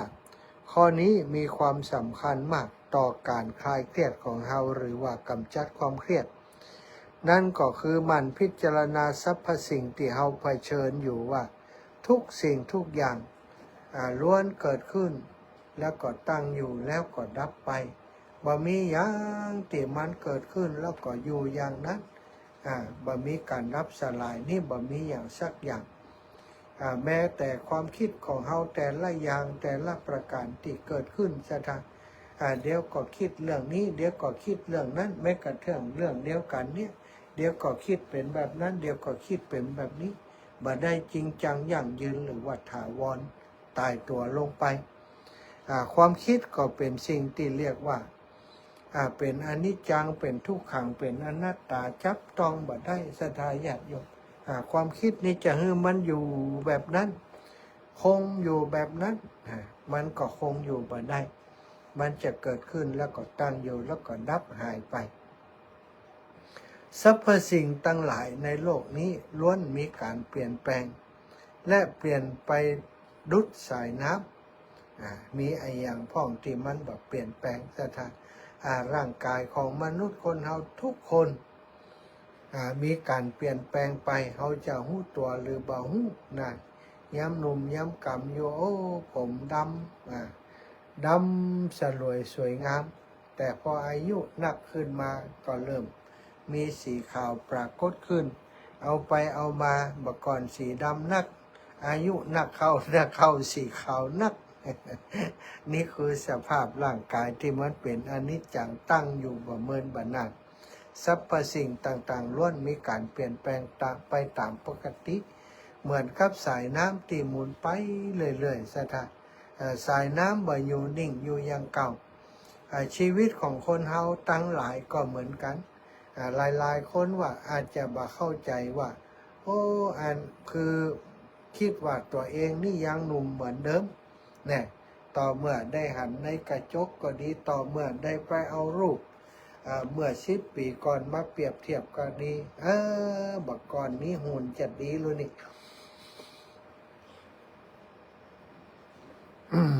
หน้าตายังหนุ่มกำยันล่ำสันจะดีแล้วนี่ผมดกดำบัดเดียวนี้10 ปีผ่านไปเฮานี่เป็นว่า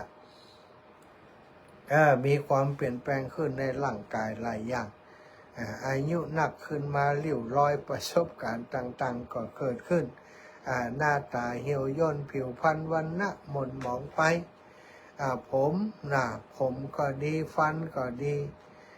เนื้อหนังเอ็นต่างๆก็ดีแม้กระทั่งหูเมื่อก่อนนี้ได้ยินอย่างชัดเจนบ่เดียวนี้ไผ่เปิ้นอู้กำหือหาบ่ค่อยได้ยินทีบ่ได้ยินดี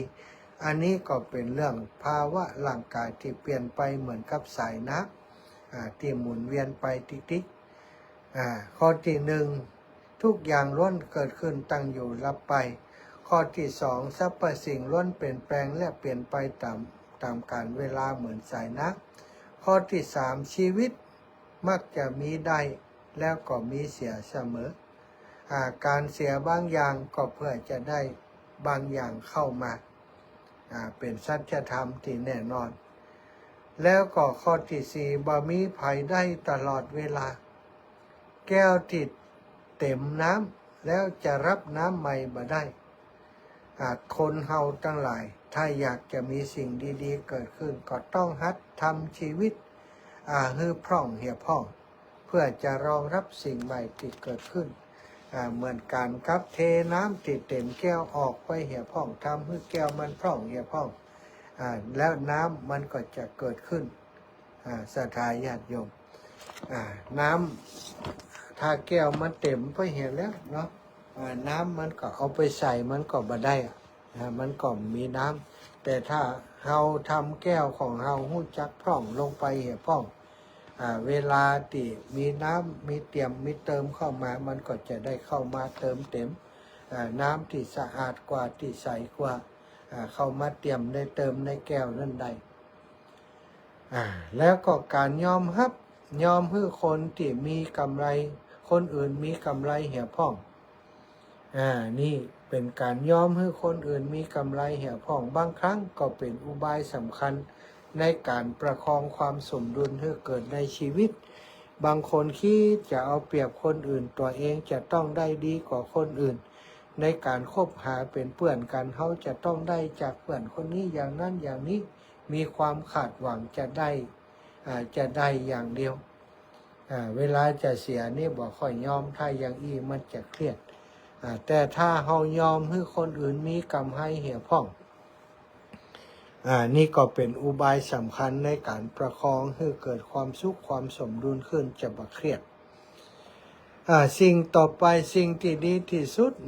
คิดว่าสิ่งที่ดีที่สุดเนี่ยบ่มีในโลกนี้ที่ว่าดีที่สุดบ่มีหรอกมีแต่สิ่งที่พอดีพอควรพอใจได้เท่านั้น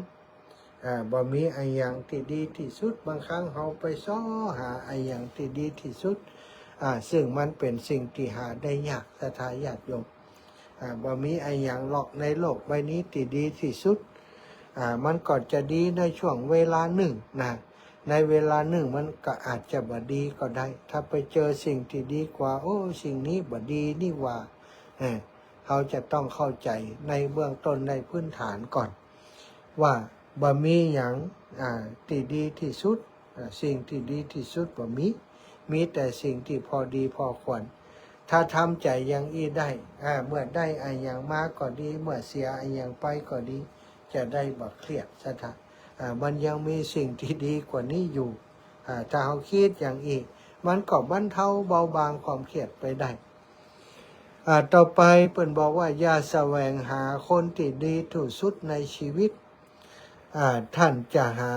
ไอ้อย่างบ่ได้เลยถ้าแสวงหาคนที่ดีที่สุดในชีวิตท่านจะหาอะไรบ่ได้เลยอันนี้เป็นความจริงซะท่าบางคนจะเสาะหาคนที่เฟอร์เฟกต์ที่สุดเสาะหาเพื่อนเสาะหาแฟนเสาะหาคนอื่นที่ดีที่สุดนี่มันเป็นสิ่งที่หายากแม้กระทั่งตัวเฮาก็ยังบ่ดีที่สุดสำหรับตัวเองเลยศรัทธาฉะนั้นจะไปคาดหมายไอ้อย่างกับคนอื่นว่าจะให้เขาดีที่สุดสำหรับเฮาผู้ที่หาคนที่สมบูรณ์ที่สุดเป็นเพื่อนจะหาใครเป็นเพื่อนบ่ได้เลยแม้แต่คนเดียวศรัทธาลองคิดพอมันเป็นข้อเท็จจริงหรือไม่บางคนนี่อยากจะคบเพื่อนที่ดีที่สุดแม้กระทั่งการที่จะมีสามีกันจะต้องมีสเปคอย่างโน้นอย่างนี้ต้องบ่กินเหล้าต้องบ่เจ้าชู้ต้องบ่เล่นการพนัน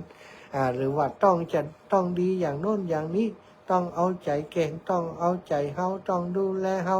ต้องเป็นคนร่ำรวยฐานะรักฐานการศึกษาต่างๆจะหาคนที่สมบูรณ์ที่สุดที่ดีที่สุดสุดท้ายเขาจะบ่มีเพื่อนเลยเขาจะบ่มีคนฮักเลยเขาจะบ่มีแฟนเลยมันบ่มีศรัทธาญาติโยมที่จะหาคนที่ดีที่สุดมันต้องมีไอ้อย่างสักอย่างที่บกพร่องที่เป็นปัญหาถ้าเขาคิดได้อย่างนี้พอมีแฟนก็มีเพื่อนก็มีคนไอ้อย่างที่เขาคบหามีปัญหาขึ้นมาเขาก็จะได้เข้าใจว่าจริงๆแล้วคนเฮามันบ่ได้ดีที่สุดนี่บ่มีไผดีที่สุดหรอกเมื่อพิจารณาได้อย่างนี้เขาก็จะผ่อน คลายความเครียดในจิตในใจของเราไปได้ข้อที่ 4รู้จักปิดจักเปิดประตูแห่งการรับรู้คือเป็นเวลาสถารู้จักปิดจักเปิดประตูแห่งการรับรู้คือเป็นเวลาอันนี้ก็เป็นเรื่องสำคัญอย่างหนึ่งเหมือนกันยุคปัจจุบันนี้เทคโนโลยีทำให้มนุษย์ตั้งแต่เด็กจนถึงผู้ใหญ่บ่มีเวลาพักผ่อนที่แท้จริงบ่ได้พักผ่อนที่แท้จริงบ่ได้พักผ่อนกับธรรมชาติเช่นทะเลภูเขาหรือว่าตามประสาครอบครัวพ่อแม่ลูกหากแต่พักผ่อนกับเกมอยู่กับเทคโนโลยีบางทีกลับเครียดนักมากกว่าเดิมอีกหลายเท่าบางครั้งถึงเวลานอนกลับบ่นอนไปนอนเวลาที่ทำงานหรือเวลาเฮียนนี่โดยเฉพาะอุปกรณ์ที่คนเฮาใจแล้วก็ทำให้เป็นแหล่งที่มาของเครื่องมือสื่อสารต่างๆนะสถานนั่นก็คือโทรศัพท์มือถือหรือว่าอินเทอร์เน็ตทำให้เฮาควบคุมตัวเองบ่ได้มกมุ่นอยู่กับข้อมูลอย่างต่างๆที่เปิ่นนำเสนอแล้วบัดเดี๋ยวนี้มันมีข้อมูลข่าวสารที่เป็นเท็จนักสถานแม้กระทั่งภาพต่างๆบัดเดี๋ยวนี้เข้าไปพอเตอะเป็นเรียกว่าภาพ AI ทำจาก AI ภาพของคนก็เหมือนคนแต่แปลงรูปพระรูปหยังนะทำสิ่งที่บ่ดีบ่งามสถานถ้าบ่พอดีๆก็คิดว่าเป็นเรื่องจริงแต่ว่าเป็นโปรแกรมที่เปิ่นทำเอาเปิ่นสร้างเอาหรือที่เรียกว่า AI นะสถานAI ก็คือการสร้างมนุษย์จำลองสร้างสิ่งจำลองต่างๆโดยระบบคอมพิวเตอร์บัดเดี๋ยวนี้มีข้อมูลข่าวสารต่างๆมากมายที่เป็นข่าวลวงที่เขาส่งมาในสื่อโซเชียลต่างๆบางคนก็เชื่อเป็นทุกข์เป็นตะแล้วเกิดความทุกข์เกิดความบ่สบายใจขึ้นในที่เขาได้ไปหู้ไปหาสิ่งต่างๆมกมุ่นอยู่กับความข้อมูลโดยบ่ได้มีความหู้ใดๆดูเหมือนคือคนทั้งโลกกำลังหลงโลกหลงทางดูตัวอย่างที่บางคนคุยกับของปลอมใช่ไหมคนกับคนปลอมคุยกับคนปลอมที่อยู่ในเฟซบุ๊กอยู่ในไลน์สถานบางทีบ่หันหน้าหันตากันบางทีที่เขาหันนั่นกลายเป็นว่าบ่ใจคนจริงอย่างที่มีการเปิดเผยเมื่อวันนี้นะหันข่าวที่เกิดขึ้นลูกคนหนึ่งหันแม่ของตัวเองเนี่ยเอาลูกของตัวเองซึ่งเป็นสาวเนี่ยที่งามอยู่เนี่ยชอบเอาลูกของตัวเองเก็บไว้นึกว่าอีแม่เอาไปเนี่ยอย่างไปเปิดโทรศัพท์ของอีแม่ปรากฏว่าอีแม่เอาไปตั้งเป็นโปรไฟล์ของตัวเก่าโปรไฟล์ก็คือรูปหน้าปกของตัวเก่าเป็นรูปของตัวเก่าและเอารูปของตัวเก่านั้นศรัทธาญาติโยมไปสนทนาหรือว่าไปแชทกับตุเจ้าไปกับตุเจ้าตุเจ้าคือหลงมุงเมากับตัวได้เชิงฉันชู้สาวจีบตุเจ้าจนตุเจ้าตนนั้นพอจะซึกออกมาว่าซะได้ตุเจ้าตนนั้นพอจะซึกออกมาเพราะว่าดูรูปร่างแล้วคนนี้น่าสนใจงามอย่างเอียกาศาธาเป็นสาวยุโรปตุเจ้าก็ถ้าจะอายุนักแกกะพอสาวไปจีบไปอย่างอีก็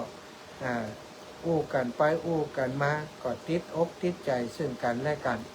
แต่หารู้ไหมว่าภาพที่เปิ่นเอามาเป็นปกนี่บ่ใช่ภาพผู้หญิงของคนนั้นจริงๆสถากลายเป็นว่าเป็นรูปเป็นภาพของลูกสาวอันนี้ก็ลูกสาวได้เข้าไปอ่านข้อความอย่างต่างๆก็รู้สึกว่าแม่ของตัวนี้ทำอย่างติดผิดพลาดแล้วจะเป็นบาปเป็นกรรมลูกสาวก็เลยเปิดเผยเรื่องนี้ขึ้นมาในสื่อสังคมออนไลน์ทำให้ทุกเจ้าตัวนั้นตกใจตื่นตัวว่าเฮานี่เกือบจะผิดจะพลาดไปแล้วนี่ศรัทธา ก็มีหลายกรณีนะที่เป็นแบบนี้บัจจัยกาดทุกเจ้า แม้กระทั่งคนที่มีลูกมีเมียคนที่มีลูกมีผัวแล้ว บางทีก็โดนหลอกหลอกโดยสิ่งที่เปิดห้องว่าคนปลอมเนี่ยนะคนปลอมที่เขาทำเองหรือว่าไปเอาโปรไฟล์ของคนอื่นมาใส่ตัวเองแล้วบัดเดียวนี้เขามีเทคนิคการถ่ายภาพนะสถานถ่ายภาพยังได้ให้ตัวเก่างามบางคนบัดใจงามมันใช่โปรแกรมหรือว่าแอปถ่ายรูปถ่ายรูปออกมาแล้วดูสวยงามแม้กระทั่งการที่จะอู้กันตั้งโทรศัพท์ที่เป็นว่าวิดีโอคอลน่ะสถานมันก็มีโปรแกรมหรือว่าแอปตีถ่ายไปแล้วมันเหมือนกับคนเฒ่าก็กลายเป็นสาวอย่างนาฮักนานี่บางคนบ่เข้าใจบ่ฮู้เนาะก็หลงไปกับเทคโนโลยีแบบนี้ก็มีเหมือนกันไปหลงกับของปลอมทำให้ตัวเองตุกขึ้นมาบางคนจนป้อมมีเวลาอู้กับคนในครอบครัวเพราะเอาชีวิตเอาเวลาไปอู้กับโลกโซเชียลไปแห่มดไปอู้กับของปลอมพอมาใช้ชีวิตกับครอบครัวก็อู้บ่เป็นภาษาแล้วซะทาบ่ชอบอู้กับพ่อกับแม่กับพี่กับน้องกับคนในครอบครัวซึ่งบางทีก็เป็นชอบในสิ่งที่มันเจือด้วยน้ำผึ้งไปอู้กับคนปลอมคนที่เปิ่นจุหลอกลวงใน Facebook การในไลน์ก็ต่างๆนี่เปิ่นอู้หวานหรอกคุณอย่างโน้นคุณอย่างนี้เนี่ยทำให้หลงไหลได้ปื้มไปติดอันนั่นเหี้ยไปติดของปลอมพอชีวิตจริงมาก็อู้กับคนในครอบครัวเป็นพี่เป็นน้องเป็นพ่อเป็นแม่บ่ใครได้อันนี้ก็คือสาเหตุหนึ่งฉะนั้นเราต้องปิดเปิ่นบอกว่าปิดเปิดประตูในแห่งการรับรู้ให้เป็นเวลาสื่อเทคโนโลยีอย่างอีกก็จำเป็นอยู่แต่ว่ามันบ่ได้หมายความว่ามันจำเป็นต่อชีวิตเราขนาดที่จะต้องเข้าไปเสพเครื่องมือสื่อสารนี้ตลอดเวลาจนบ่มีเวลาที่อยู่กับชีวิตจริงของเราได้บางคนมันนักถึงขนาดที่ว่าอยู่กับสื่อเหล่านี้จนพอบ่ฮื้อโทรศัพท์ขาดมือซะทางกำอยู่หั่นน่ะกดอยู่หั่นน่ะเต็กอยู่หั่นน่ะติดต่อประสานหาคนในสื่อโซเชียลอยู่หั่นนะบ่มีเวลาอยู่กับชีวิตจริงเลยอันนี้หลายคนเป็นอย่างนี้จะต้องรู้จักปิดเปิดประตูรับข้อมูลข่าวสารต่างๆคนที่บ่รู้จักปิดเปิดสุดท้ายก็มีปัญหาบ่มีปัญญาจะจัดการกับคนที่มีชีวิตจริงๆได้โลกยิ่งทันสมัยดูเหมือนมนุษย์ก็ยิ่งอยู่ไกลความเป็นจริงไปนักต่ออันเขาจำเป็นจะต้องอยู่กับความจริงกล้าเผชิญหน้ากับความจริงของชีวิตเขาจึงจะพบของจริงความจริงเท่านั้นที่จะทำให้มนุษย์มีปัญญาอันงดงามสดใสและเฉียบคมในข้อนี้น่าจะเป็นเรื่องทันสมัยของสมเด็จพระสัมมาสัมพุทธเจ้าที่ทรงสอนให้รู้จักเรื่องของผัสสะคือรสชาติแห่งการรับสัมผัสทางตาหูจมูกลิ้นกายใจบัลหลงและที่สำคัญคือมีสติปิดเปิดเมื่อถึงเวลาอันเหมาะสมเหมือนกับการใช้โทรศัพท์มือถือซะทางต้องรู้จักปิดเมื่ออย่างเช่นเวลาขับขี่ยวดยานพาหนะกายบัจจัยว่าเอามาเปิดอยู่หั่นนะเวลาคนโทรมาก็รถก็ดีครับโทรศัพท์ก็ดีบางคนนี่เอายุ่งกับโทรศัพท์เอาไปเอามาลดโจรกันโจรคนโจรสัตว์เนี่ยทำให้เกิดปัญหาโตยมาแหมนี่ต้องรู้จักปิดเมื่ออยู่ในที่ประชุมอยู่ในชุมชนหรือว่าเวลานอนเป็นต้นสำคัญสถานโลกยุคใหม่อาจจะมองดูเหมือนว่าโกเกตันสมัยแต่แท้ที่จริงแล้วนั่นคือสายไฟติดต่อท่อความเครียดเข้ามาถึงใต้หมอนเข้ามาถึงตัวเฮาหากบ่ฮู้จักการปิดเปิดอันนี้คือสิ่งที่เป็นอันตรายยังสิ่งที่มีประโยชน์ที่มันบ่มีโทษนั้นบ่มีสถานไฟฟ้ามีประโยชน์มากมายมหาศาลแต่ไฟฟ้าก็ทำให้คนตายมานักต่อนักน้ำมีประโยชน์แก่คนมากมายมหาศาล แต่น้ำก็ทำลายชีวิตและทรัพย์สินของเฮามานักต่อนักเทคโนโลยีต่างๆก็เช่นเดียวกันมีประโยชน์มากมายแต่โทษก็มหันต์เหมือนกันสถานวิธีที่5ในการขจัดความเครียดคนส่วนมากเครียดเรื่องของคนอื่นไม่ใช่เรื่องของตนเองยิ่งโลกทันสมัยเท่าใดคำพูดของคนก็ยิ่งนำความทุกข์มาหื้อง่ายเท่านั้นโดยธรรมชาติคนเฮามักจะเป็นทุกข์ก็เพราะเรื่องของคนอื่นเรื่องของตนมีน้อยสถาน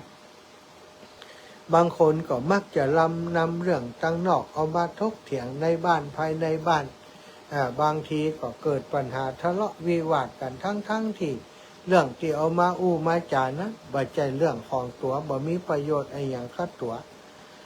เพียงแต่เอามาอู้แล้วก็ต่อสู้ทางความคิดทางทิฏฐิมานะกันหรือว่าเหตุผลเท่านั้นเองที่มองดูอาจจะเป็นการแสดงภูมิปัญญาหาเหตุผลมาคัดล้างกันแต่บางครั้งเขาต้องหู้เต่าตันว่าเรื่องของคนอื่นที่ไม่ใช่เรื่องส่วนรวมเขาควรจะทิ้งไว้นอกประตูบ้านไม่ใช่เรื่องของเขาบ่ควรนำขยะหรือว่าความคิดใดๆเข้ามาในบ้านของเขาเองการนำไฟนอกหรือว่านำไฟนอกเข้าบ้านคือปัญหาของสังคมที่แก้ไขบ่ตกจนปัจจุบันนี้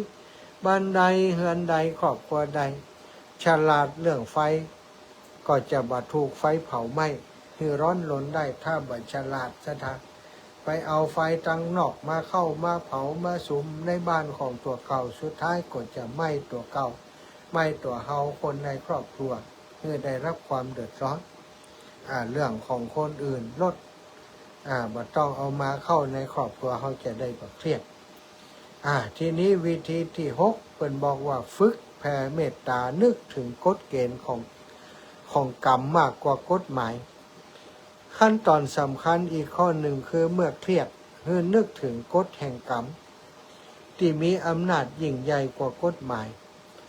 เขาหันปัญหาบางอย่างแก้ด้วยกฎหมายบ่ได้แต่แก้ด้วยการเวลาได้นั่นคือปล่อยให้กฎธรรมชาติจัดการกับปัญหานั้นนั่นก็หมายความว่าเป็นเรื่องที่เฮาพยายามแก้เต็มสติปัญญาของเฮาแล้วแต่แก้ไขบ่ได้ฉะนั้นขอให้เฮานักแก้ปัญหาทุกคนอย่าเครียดกับปัญหาอย่างที่แก้บ่ได้ทุกอย่างมีเหตุผลในตัวเสมอเขาต้องยอมรับกฎเกณฑ์แห่งการเวลาที่แก้ปัญหาทุกอย่างได้คิดดูสถานปัญหาชีวิตเขาบางครั้งยังต้องแก้ไขกันข้ามภพข้ามชาตินับประสาอย่างกับปัญหาที่ปัจจุบันที่เขาจะไปแก้คนนั้นคนนี้ในทางพระพุทธศาสนาทรงสอนให้รู้จักผ่อนสั้นผ่อนยาวผ่อนคลายผ่อนปรนโดยการนึกถึงกฎแห่งกรรมนึกว่าสัตว์โลกมีกรรมเป็นของตนมีกรรมเป็นผู้ให้ผลมีกรรมเป็นแดนเกิดมีกรรมเป็นผู้ติดตามมีกรรมเป็นที่พึ่งอาศัย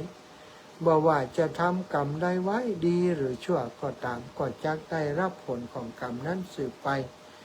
บ่มีเปลี่ยนแปลงคิดได้อย่างนี้แล้วเขาก็จะได้สบายใจศรัทธาญาติโยมวิธีที่7นึกถึงธรรมชาติที่เหมือนกันของสัตว์ทั้งหลายนี้คือวิธีกำจัดความเครียดขั้นสุดท้ายนั่นคือให้มองหันความเสมอกันระหว่างสัตว์ทั้งหลายรวมทั้งคนอื่นและตัวเองว่าต้องเผชิญกับความยากลำบากในสังสารวัฏเหมือนกันคือต้องอยู่ในขันธ์ต้องกินอาหารต้องดูแลขันธ์ห้าต้องถูกโรคภัยไข้เจ็บเบียดเบียนต้องแก่ต้องเจ็บต้องตายสุดท้ายสัตว์ทั้งหลายทั้งหมดก็ต้องตาย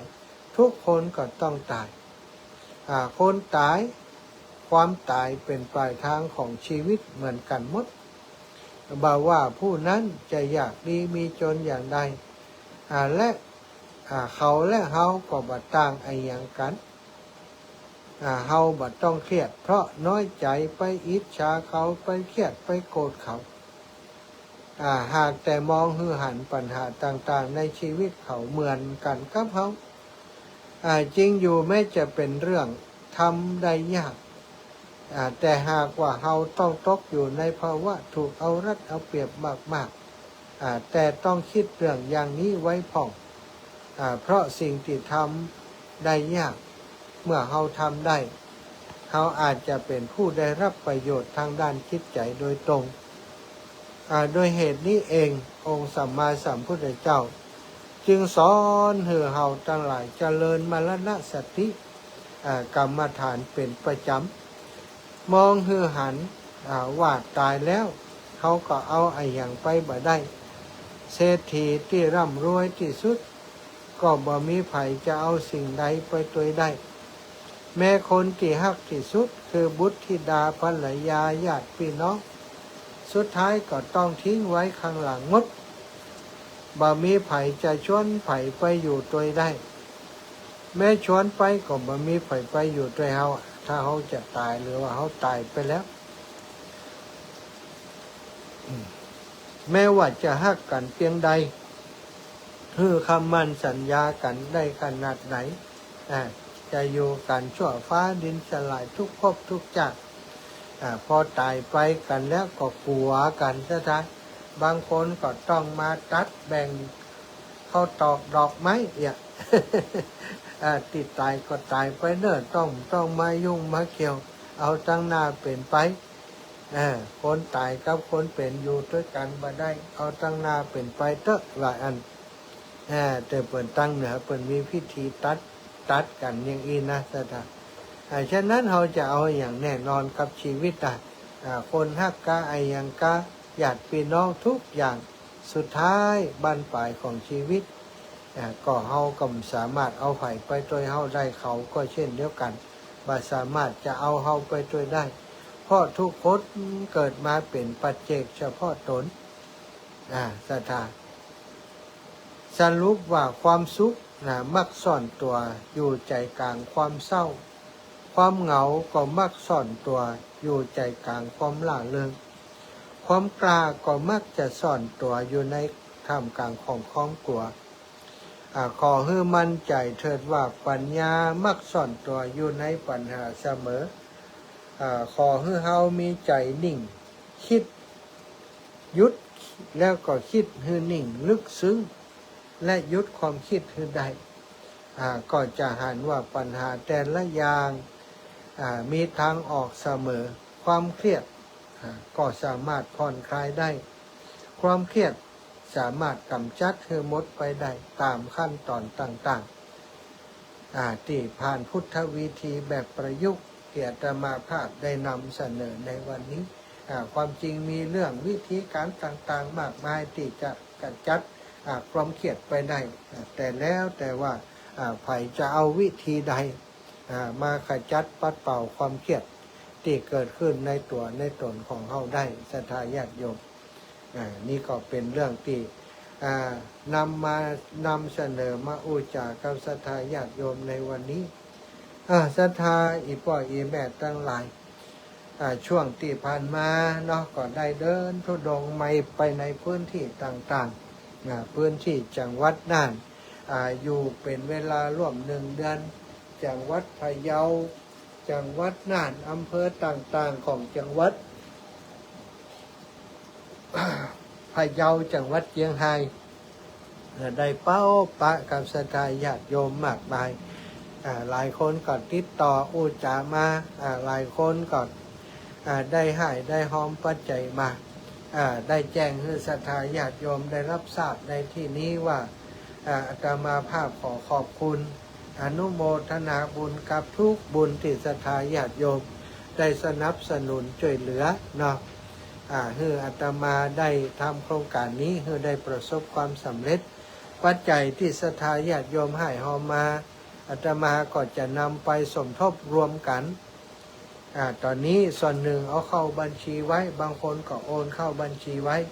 วันที่24 เดือนพฤษภาที่จะถึงนี้วันเสาร์ที่24ที่จะถึง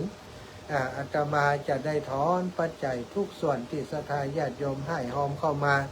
โดยมีวัตถุประสงค์ที่จะช่วยเหลือร่วมบุญกองทุนช่วยเหลือการศึกษาโรงเรียนขนาดเล็กได้ต่อได้ก็จะเอาออกมาโมดแล้วก็จะเอามาทอดถวายเป็นผ้าป่าสามัคคีให้ศรัทธาญาติโยมได้มีส่วนร่วมได้ไปทอดผ้าป่าได้ไปเป็นเจ้าภาพด้วยกันในการทอดถวายครั้งนี้โดยจะทอดถวายที่วัดบรรพตสถิตในวันที่24เดือนพฤษภาที่จะถึงนี้เนอะเป็นวันเสาร์ก็อยากจะเรียนเชิญเอิญเชิญชวนเจริญพรกับศรัทธาญาติโยมที่เป็น FC เป็นแฟนรายการถ้าอยากจะมาแอววัดบรรพตสถิตมาแอวลำปางร่วมกับครอบครัวขึ้นสีขาวซึ่งตอนนี้ได้รับแจ้งจากหลายที่หลายพื้นที่ที่จะมาร่วมบุญด้วยกันหนึ่งในนั้นวันนี้ได้พบปะกันแล้วโยมแม่ครูลาวันกุยคำแม่ครูเพลินพิษทิพฤกษ์นะอยู่เมืองจี้อยู่บ้านแป้นเมืองจี้ลำปูนโยมแม่ก็ได้มาหนึ่งกันรถตู้จะไปร่วมบุญในวันนั้นแล้วก็มีญาติโยมจากอำเภอฝางอำเภอฝางนี่หลายหมู่บ้านด้วยกันที่ได้รับปากอาตมาที่อยากจะมาร่วมบุญด้วยกันศรัทธาญาติโยมจากบ้านห้วยงูในทราบว่าจะมากันประมาณ2กันรถตู้แล้วก็ศรัทธาญาติโยมจากบ้านต้นพึ่งโดยโยมแม่บุญเรืองชัยเงินและคณะของอีแม่ก็ได้ประมาณ1กันรถตู้ตอนนี้พี่น้องเปียงกอกบ่แน่ใจว่าสรุปแล้วจะได้กี่กันรถตู้จะมาแอวที่ลำปางตัวตั้งพี่น้องบ้านคายในคายนอกโดยโยมแม่มลิวันพิเคราะห์งานและญาติธรรมแฟนรายการจากตังพุ้นก็ทราบข่าวว่าเตรียมการจะมาร่วมบุญโดยถ้าบ่มีอย่างคัดข้องสายงานของโยมแม่จงดีก็มีข่าวว่าจะมาวันอื่นวันที่24ยังบัดตันมาเตื้อเพราะว่าได้อู่หลังรถราไว้แล้วว่าจะมาวันอื่นจะเป็นเดือนหน้านะบัดใจเดือนพฤษภาจะเป็นเดือนมิถุนาที่เพิ่นจะมาร่วมบุญโดยอันนั้นก็เป็นกรณีพิเศษแล้วก็ศรัทธาญาติโยมตังลำปางเนาะถือว่าเป็นเจ้าของพื้นที่อาตมาก็ขออนุญาตเอิญเชิญชวนว่ามาร่วมเป็นเจ้าภาพด้วยกันต้อนรับดูแลพี่น้องที่จะเดินทางไปจากต่างจังหวัดหลายพื้นที่ด้วยกันหลายคนเพิ่นก็แสดงความประสงค์ที่จะไปพักร่วมกันที่วัดบรรพตสถิตเพื่อจะได้ร่วมปฏิบัติธรรมและฟังธรรมจากท่านพระอาจารย์พระมหานพดลสุวรรณเมธีในวันที่24กิจกรรมในวันที่24ศรัทธาญาติโยมก็จะมีการดูแลต้อนรับเข้าป่าอาหารเลี้ยงอาหารศรัทธาญาติโยมตอนเช้าประมาณ11 โมง11 โมงเกินเนาะถวายเพลพระสงฆ์11 โมงหลังจากนั้น11 โมงเกินศรัทธาญาติโยมกินข้าวกินปลาช่วงของหลังจากนั้นก่อนจะถึงเวลาทอดพระป่าก็จะได้กราบนิมนต์ท่านอาจารย์เสน่ห์กาหลงทุกปีต้อมทุกปีเก๋แสดงธรรมประยุกต์แบบ2ธรรมะศรัทธาจะได้ติดตามรับฟังที่ได้ติดตามรับฟังรายการที่ท่านอาจารย์เสน่ห์กาหลงเป็นจัดอาจจะไม่ได้หันตัวจริงคำเตื้อจะได้ไปพบปะกันแน่นอนที่วัดบรรพตสถิตแล้วก็ตอนนี้ได้รับการประสานจากน้องเจ้าขุนว่าเจ้าขุนจะไปโชว์จะเอาเพลงซอที่เจ้าขุนได้ไปเรียนมาแล้วไปซอที่งานหลวงพ่อเน้ออีหรอกศรัทธาจะได้พบปะกับน้องเจ้าขุนตัวแล้วก็จะได้พบปะกับศรัทธาญาติโยมที่เปิ่นมักจะโทรเข้าในรายการอีกหลายคนเนาะที่เปิ่นรับปากอาตมาว่าจะไปร่วมบุญในครั้งนี้ตัวก็ต้องขอบคุณล่วงหน้าไว้ในที่นี้เนาะกับศรัทธาญาติโยมที่ตั้งใจจะไปร่วมงานในครั้งนี้และที่สำคัญก็ขอบคุณสถานีวิทยุทุกสถานีที่รับสัญญาณได้มีโอกาสให้อาตมาได้ประชาสัมพันธ์งานและก็ทำโครงการธรรมญาตราในครั้งนี้ประสบความสำเร็จจะประสบความสำเร็จมากน้อยอย่างใดก็คง ก็คงดูที่ศรัทธาญาติโยมจะได้ให้ความสำคัญหรือว่ามีเมตตาต่ออาตมาและโครงการในครั้งนี้มากน้อยเพียงใดเนาะก็หวังว่าศรัทธาท่านเจ้าทั้งหลายพี่น้องตังเจียงไฮ้ตัวเนอะปอนเนตบ้านห้วยบงเนาะปอกครูโอภาสกับญาติธรรมตังเมืองพานตังสันละครตังปุ้นเนอะก็ขอเรียนเชิญเจริญพรได้มาร่วมกันพี่น้องตังลำปางพี่น้องวังเหนือพี่น้องตังเจโฮมที่เป็นแฟนรายการตังเมืองปานที่เป็นแฟนรายการทุกคนทุกท่านที่ฟังรายการอยู่อาตมาขอเรียนเชิญเจริญพรไปร่วมงานด้วยกันแล้วก็ขอฝากงานในวันพรุ่งนี้เนาะวันพรุ่งนี้ที่จะถึงนี้ศรัทธาพี่น้องที่อยู่เชียงใหม่เชียงรายลำปางครูบาอาจารย์ครอบครัวขึ้นสีขาวของเราจะไปบำเพ็ญกุศลร่วมบุญในงานศพของท่านอาจารย์พระมหาวิษณุจารุธรรมโมซึ่งเป็นครูบาอาจารย์ที่ทำงานร่วมกันกับครอบครัวขึ้นสีขาวได้เป็นเครือข่ายสายบุญทำงานร่วมกันจัดรายการเผยแผ่ธรรมร่วมกันก็เป็นมิตรสหายธรรมกับครูบาอาจารย์ในคลื่นสีขาวของเฮาเมื่อท่านได้ถึงแก่การมรณภาพไปครูบาอาจารย์คลื่นสีขาวก็นึกถึงบุญคุณของท่านอาจารย์ก็จะได้นำศรัทธาญาติโยมคลื่นสีขาวมาร่วมบุญโดยในวันที่15คือวันพรุ่งนี้เวลาบ่าย2 โมงศรัทธาญาติโยมถ้าอยู่ต่างจังหวัดก็เดินทางสักตอนเจ้าเพื่อว่าระยะทางที่เดินทางมาเกิดปัญหาอุปสรรคอย่างต่างๆก็จะได้มีเวลา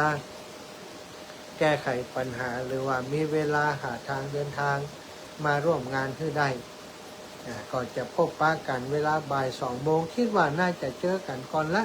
แต่พิธีต่างๆนี้เขาจะเริ่มบ่าย2 โมงเนาะพิธีจะมีอย่างพ่องศรัทธาก็คงจะได้ฟังจากท่านอาจารย์พระครูอภิวัฒนวิกรมหรือว่าตู้ลุงยองที่เป็นได้ชี้แจงบอกกล่าวให้ศรัทธาได้รับทราบตมาภาพวันนี้ได้เดินทางมาถึงยังวัดฝ่ายหินแล้วพรุ่งนี้เช้าเนาะสายก็จะได้เดินทางไปร่วมเตรียมงานอยู่ที่วัดเจ็ดลิ้นวัดที่ท่านอาจารย์พระมหาวิษณุจารุธรรมโมเป็นเจ้าสมภารเจ้าวาดบริหารปกครองอยู่และได้มรณภาพไปตอนนี้ก็ตั้งศพไว้ที่วัดเจ็ดลิ้นก่อนฉะนั้นก็เจริญพรศรัทธาญาติโยมทุกคนทุกท่านเนอะครอบครัวขึ้นสีขาวของเราได้ไปร่วมบุญร่วมกุศลด้วยกันเนาะเสร็จจากงานที่วัดเจ็ดลิ้นแล้วนะวันที่19ต่อเนื่องกันไปวันที่19นี้จะมีงานอายุวัฒนมงคลหลวงปู่พระครูปฏิพันธ์ธรรมทินที่พระธาตุจอมทองอาตมาก็คิดว่าวันพรุ่งนี้เสร็จงานที่วัดเจ็ดลิ้นแล้ว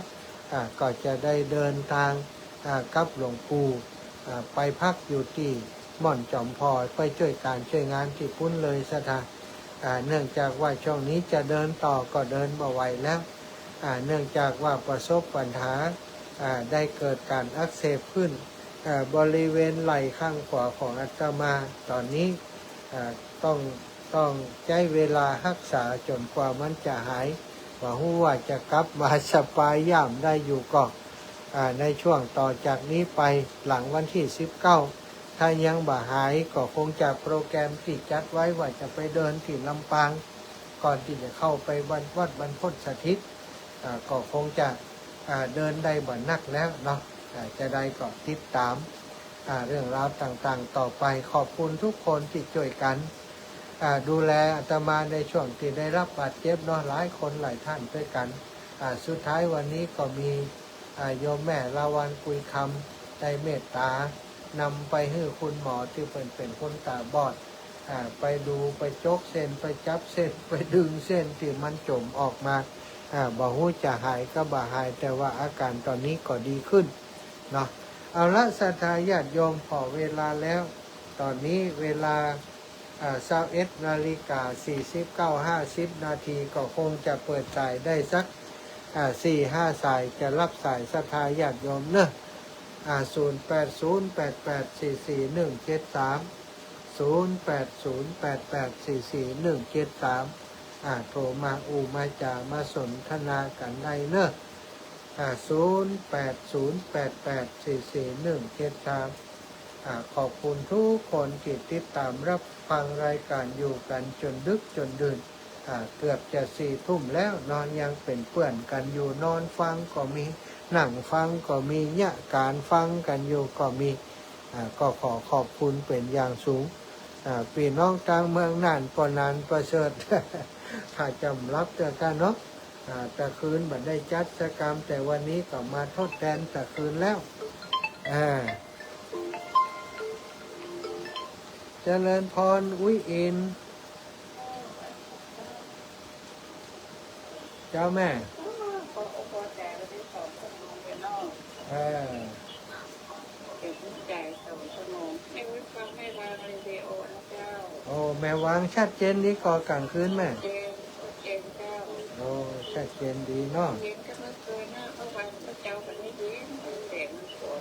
อ๋อเจ้าอีแม่สาธุขอบคุณ น้องเอ็นเขาแก็บ เอ็นเข้าแคปเนาะขอบคุณนะอุ้ยเนอร์เจริญปอนโยมแม่บุญไลเจ้าอีแม่ตอนนี้ก็กำลังรักษาทายาอยู่แม่ทายาตัวกินยาตัวก่อนร่างจะหายเนาะ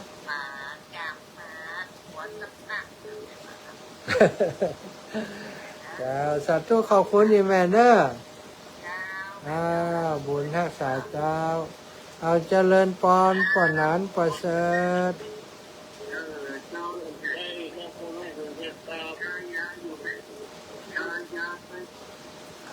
ปอนานประเสริฐนาน้อยโอ้ปอนน้อยสมเพช พอยังได้เป็นปอนานประเสริฐนี่ฮะลืมกันไปแล้วนี่ฝนตกก็เมืองนั่นวันนี้หมดทุกครับผม โอ้ยังไม่ตกลุ่มๆนี่อีกป่ะ ทุกคืนแล้วสุขภาพเป็นได้พ่อดีขึ้นมากครับดีขึ้นดีแล้วดีใจตัวอีกป่ะนะดูแลตัวเองร่างกายป่วยจิตใจห้ามป่วยนะจิตใจต้องเข้มแข็งจิตใจดีจะได้เป็นกำลังใจให้กันตึงอีแม่ตึงครอบครัวเนาะขอบคุณเมืองน่านจะไปแอวหาประมาณวันที่31เนอะจะเอาข้าป่าไปตานที่วัดโป่งคำอีกป่ะที่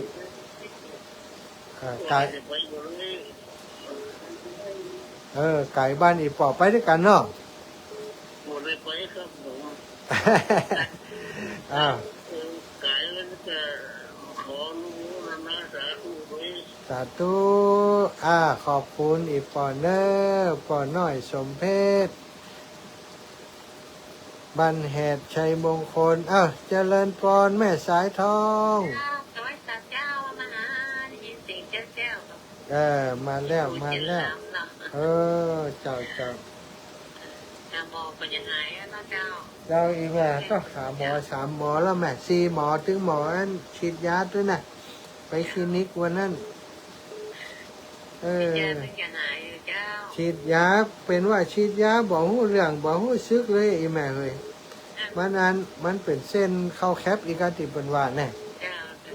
ข้าแคปเป็นว่าน่ะเป็นเข้าแคปวันนี้หมอตาบอดเป็นจักจกคือใส่จะดีขึ้นแต่ว่าเจ็บห้อยมืออยู่เดี๋ยวนี้ขอบคุณโยมแม่นะขอบคุณแม่สายทองบรรห้วยการเจริญแม่น้อมเจริญปอนแม่น้อมสุภาวงศ์นอนฟังลืมปิดวิทยุเสียงแก้วเสียงเจ้าอยู่นี่กะเดี๋ยวนี่แหละเหมือนกันโลเชียงใหม่นี่ก็ตกเสียเลยแม่นอนสบายผ่องคืนนี่นอนฟังเสียงฝนเนาะขอบคุณนะแม่เนอ จ้าขอบคุณขอบคุณเจริญพรโยมแม่ แม่นวลยอดคำปาน เจ้าไว้สารเจ้าเดี๋ยวนี้อยู่ไหนเชียงใหม่นะ เจียง เจ้า ใหม่เจียงใหม่อยู่วัดไฟหินเนอะโยมแม่เนอะ ปลูกไว้วัดศิรินทร์เนาะ ปลุกไปวัดเจ็ดลิน ฝนตกก็พูด โอ้กำลังตกเชี่ยๆเลยนะ บ้านแม่ฝนตกนะมันคืนนี้กระตกฟ้าห้องฟ้าฝุ่นเมืองน่ะ นี่ก็กำลังตกสบายอากาศสบายดีอืม บายดีจากฝนตกมันมาก่อนนะเนาะ เจ้าอีแม่โอ้ปีนี้นี่ดีหน่อยฝนตกตอนเนื่องเนาะ เจ้า ขอบคุณแม่เด้อ มาหายเลยนะเจ้า บ่หายเตื้อแม่ยังนักอยู่รู้สึกนักอยู่ เดียวเนาะ เจ้าแม่ขอบคุณนะแม่เด้อ เจ้า ขอบคุณเจริญพรแม่สุกแก้ว เจ้ารอบสองนะ รอบสองเจ้า สารนะเจ้าขอตามกันมาหาป้อนหายจะไปเจ็บไปปวดเด้อเจ้าเด้อ ให้หายปวดประโทษทรมาน เจ้าขอ นั่ง บุญรักษาขอป้าหน่อมป้าหายนะเจ้า เจ้านั่งจัดการบิดงอดบิดแงดไปจังอันละ โอ้มันเจ็บเจ็บอันนี้มันตึงม้วนเหลวกันเนี่ย เอาอีกไหม ยากโอ้กลับไปสานะ สาธุขอบคุณโยมแม่เจ้า เจ้าสาธุเจ้า อ้าวส่งเข้านอนนอนได้แล้วแม่สมบูรณ์บ้านไร่ศิลาทอง ไว้ตาเจ้าก็ลูกหลายวันนั่นแม่ไม่ได้เขาหาฟังคนพูดทุก เจ้า เหมือนแค้นแต่ก็ โอ้มาแทนเดินแม่ยังรักอยู่กับ ถ้ายังก็ต้องกลับบ้านได้รับเงินนั่น เดี๋ยวนี้ถ้าได้ย่างสบายเหตุก่อนละ นั่นมีความเป็นไงหมอแต่ ไปพักปีไปช่วยงานหลวงปู่3-4 วันก่อนได้พักก็สบายมันอาจจะดีขึ้น เขามันทายแล้วเขาเป็นตลอดนะ เจ้านะ ไม่จะเป็นเรื่องนะ เจ้าสัตว์ตุนแม่เนอร์ครับสายแม่รัตดาก่อนเจ้าเจริญพรแม่รัตดาอาการเรียนรับแล้ว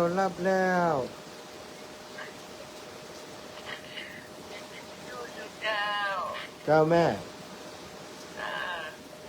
เก็บแขนเหมือนกันละ เจ้าเองไง จะไปกายภาพคนพิการ อ๋อ ถ้าแม่สบายดีและไอนะ เจ้าเองไง ไอได้เป็นเก้าเดือนไป ดูแต่ตอนนี้สบายดีแล้วเนาะ เราเป็นยาความดัน อ๋อเจ้า เสื้อสามครั้ง ครับ เสื้อ3 ครั้งอ่ะ อ๋อเจ้า สบายดีแล้วได้ถึงมาเดียวค้างแขน แขนเหมือนกันนี่ก็เป็นแขน ขนาดห้องนั่นแหละ ขอบคุณแม่เด้อสาธุเจ้าเอาป่อหลวงวินแม่หลวงไว้ชัยมูลเอ้าสายสุดท้าย ไว้สาขาพระนะครับ ป้ากันงานหลวงปู่ ท่าน ข้าป่อ เจ็บยังไงเนี่ยเจ็บอะไร เจ็บ เนี่ย เลี้ยบังขวาอีป่อ โอ้รถไหนของข้ามไปรถไหนกัน บะโดนอย่างไอ้ป่อมัน เจ็บ มันอย่างงั้นเอ็นเข้าแคปเนี่ยป่อมันเจ็บอย่างนั้น โอ้คอแคปตำแหน่งก็ นะเดี๋ยวนี้ปวดขนาดนัก กินยาตัวหนวดตัว ใช้เดินเนาะ ถ้าจะไปภาคตีหลวงปู่ช่วยงานปุ่นก่อนช่วงนั้นจัดยำเดินสัก2-3 วันก่อนป่ะ โอ้จะทิ้งไว้อยู่เนาะ จ้ะไปหาหลวงปู่วันผูกกับไปป่ะป่ะแล้วงานศพนี่กับไปป่ะ โอ้ สาธุเนอร์ป่อเนอร์ขอบคุณป่อเนอร์ป้ากันปุ่นเนอร์ ไว้สาขา สาธุป่อหลวงวินแม่หลวงไว้เนาะขอบคุณเปิดอย่างสูงสาธุญาติโยมขอนำรายการจากลาไปโดยเวลาเพียงเท่านี้ขอความสุขสัสดีจงมีแก่ศรัทธาสาธุชนทุกคนทุกท่านเนอะยัตตาโรธรรมาวัฏันติอายุวันโนสุขังพระลา